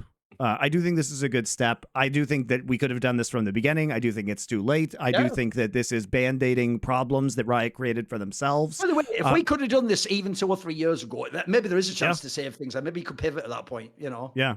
So, but I don't hate the formats they've created. I think they're generally good. I like them leading into the trash talk. I like the fact that the splits are different, so that we're not just doing the same thing over and over and over and over again. And I think in terms of the broad framework, I don't like certain aspects of it, but these are changeable aspects in the future. We don't have to have best of ones. It can work with best of threes. Yeah. I just have one thing is in terms of Richard, in terms of continuity and history of esports, I think these formats are really bad because it's going to be even harder to compare. Like what's a legacy when every split changes its format? I think Overwatch League, exact same problem as well. Like it just changed its format every time. So how is it comparable? I mean, look, I will say that there are real life sports that are like that. Like when you compare like old baseball's the classic in America. Like it's so it's so far removed from what it used to be back in the 1800s compared to what you have now. But people still try and make these comparisons. But when you're doing that over 150 years or whatever it's been, that's kind of fine, right? Like when you're doing it over 5, it's not a good thing. You've never really established a baseline of what's best for your product. So I also do agree with that. I mean, for me, I'll just add a few things. Like they definitely had to do something, but where my head is at right now in esports broadly and not just League of Legends is I keep asking people the same question. Why does everything have to change so we can have North American involvement? Yep.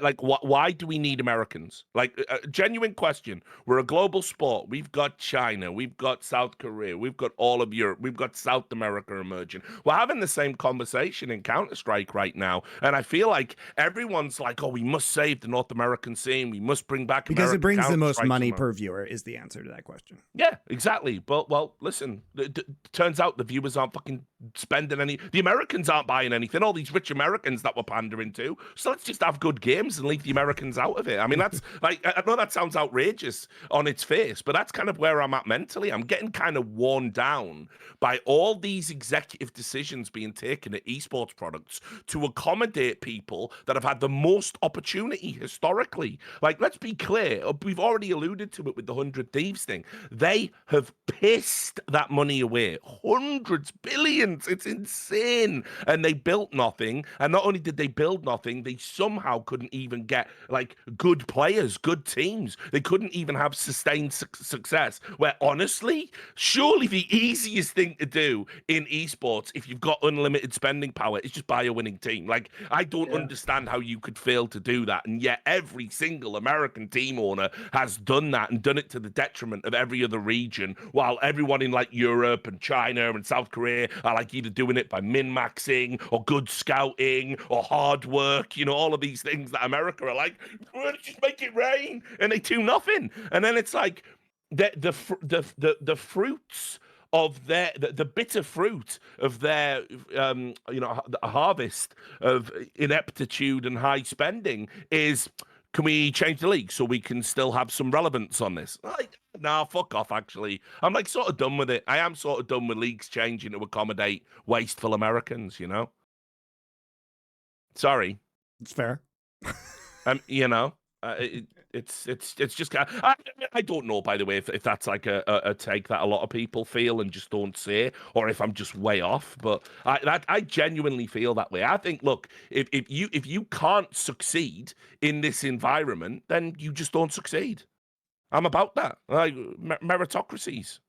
So I mean, I know what you mean. Essentially, they have applied to esports the principle of being too big to fail, and the idea of like, we've got to keep these we've got to have them. For American esports orgs, like, maybe bail out the banks so we don't have financial collapse and societal, implosion. But why are we doing this? Why are we bailing out North American esports organizations across the board in every esport? What are we doing that for? Seems weird, right? We wouldn't do it for any other region, Monty. I am talking to you now. I mean, they're not doing it for Korea, obviously, right? Even though arguably some of the LCK teams are in worse financial shape than some of the LCS teams were. All I'm going to say is, if he wants to change that tomorrow, Faker is the most influential person in the history of esports as a player. All he has to do is announce a hunger strike until they fix LCK. And all I'm saying is, what do you think they do? Do you think that's Faker just waste away? Is it like the movie Hunger starring Faker? No, I don't think Michael Fassbender will be in a film about Faker. What is he brought a hunger Listen. All I'm saying is, I'm losing my mind. I'm saying is, you're treating him like esports Jesus. How much does he really care about the game? That's what I'm saying. Step up. I don't think it should be Faker's responsibility. Why does Faker have to pay for Riot sins? Just let the man win. Just let the man play. But anyway, look, I think there's a lot to break down here. Thank you, Zaboutine, for coming on. Interesting perspective regarding the format stuff and your takes still on... have a career. Don't be afraid. No one can hurt you for being here. I'm gonna receive some DMs, and if I disappear, guys, know that it was a pleasure. Well, tell Van Peter I said hi. So, miss you, legend. But as usual, guys, we will end with esports Delenda Est. See you next time.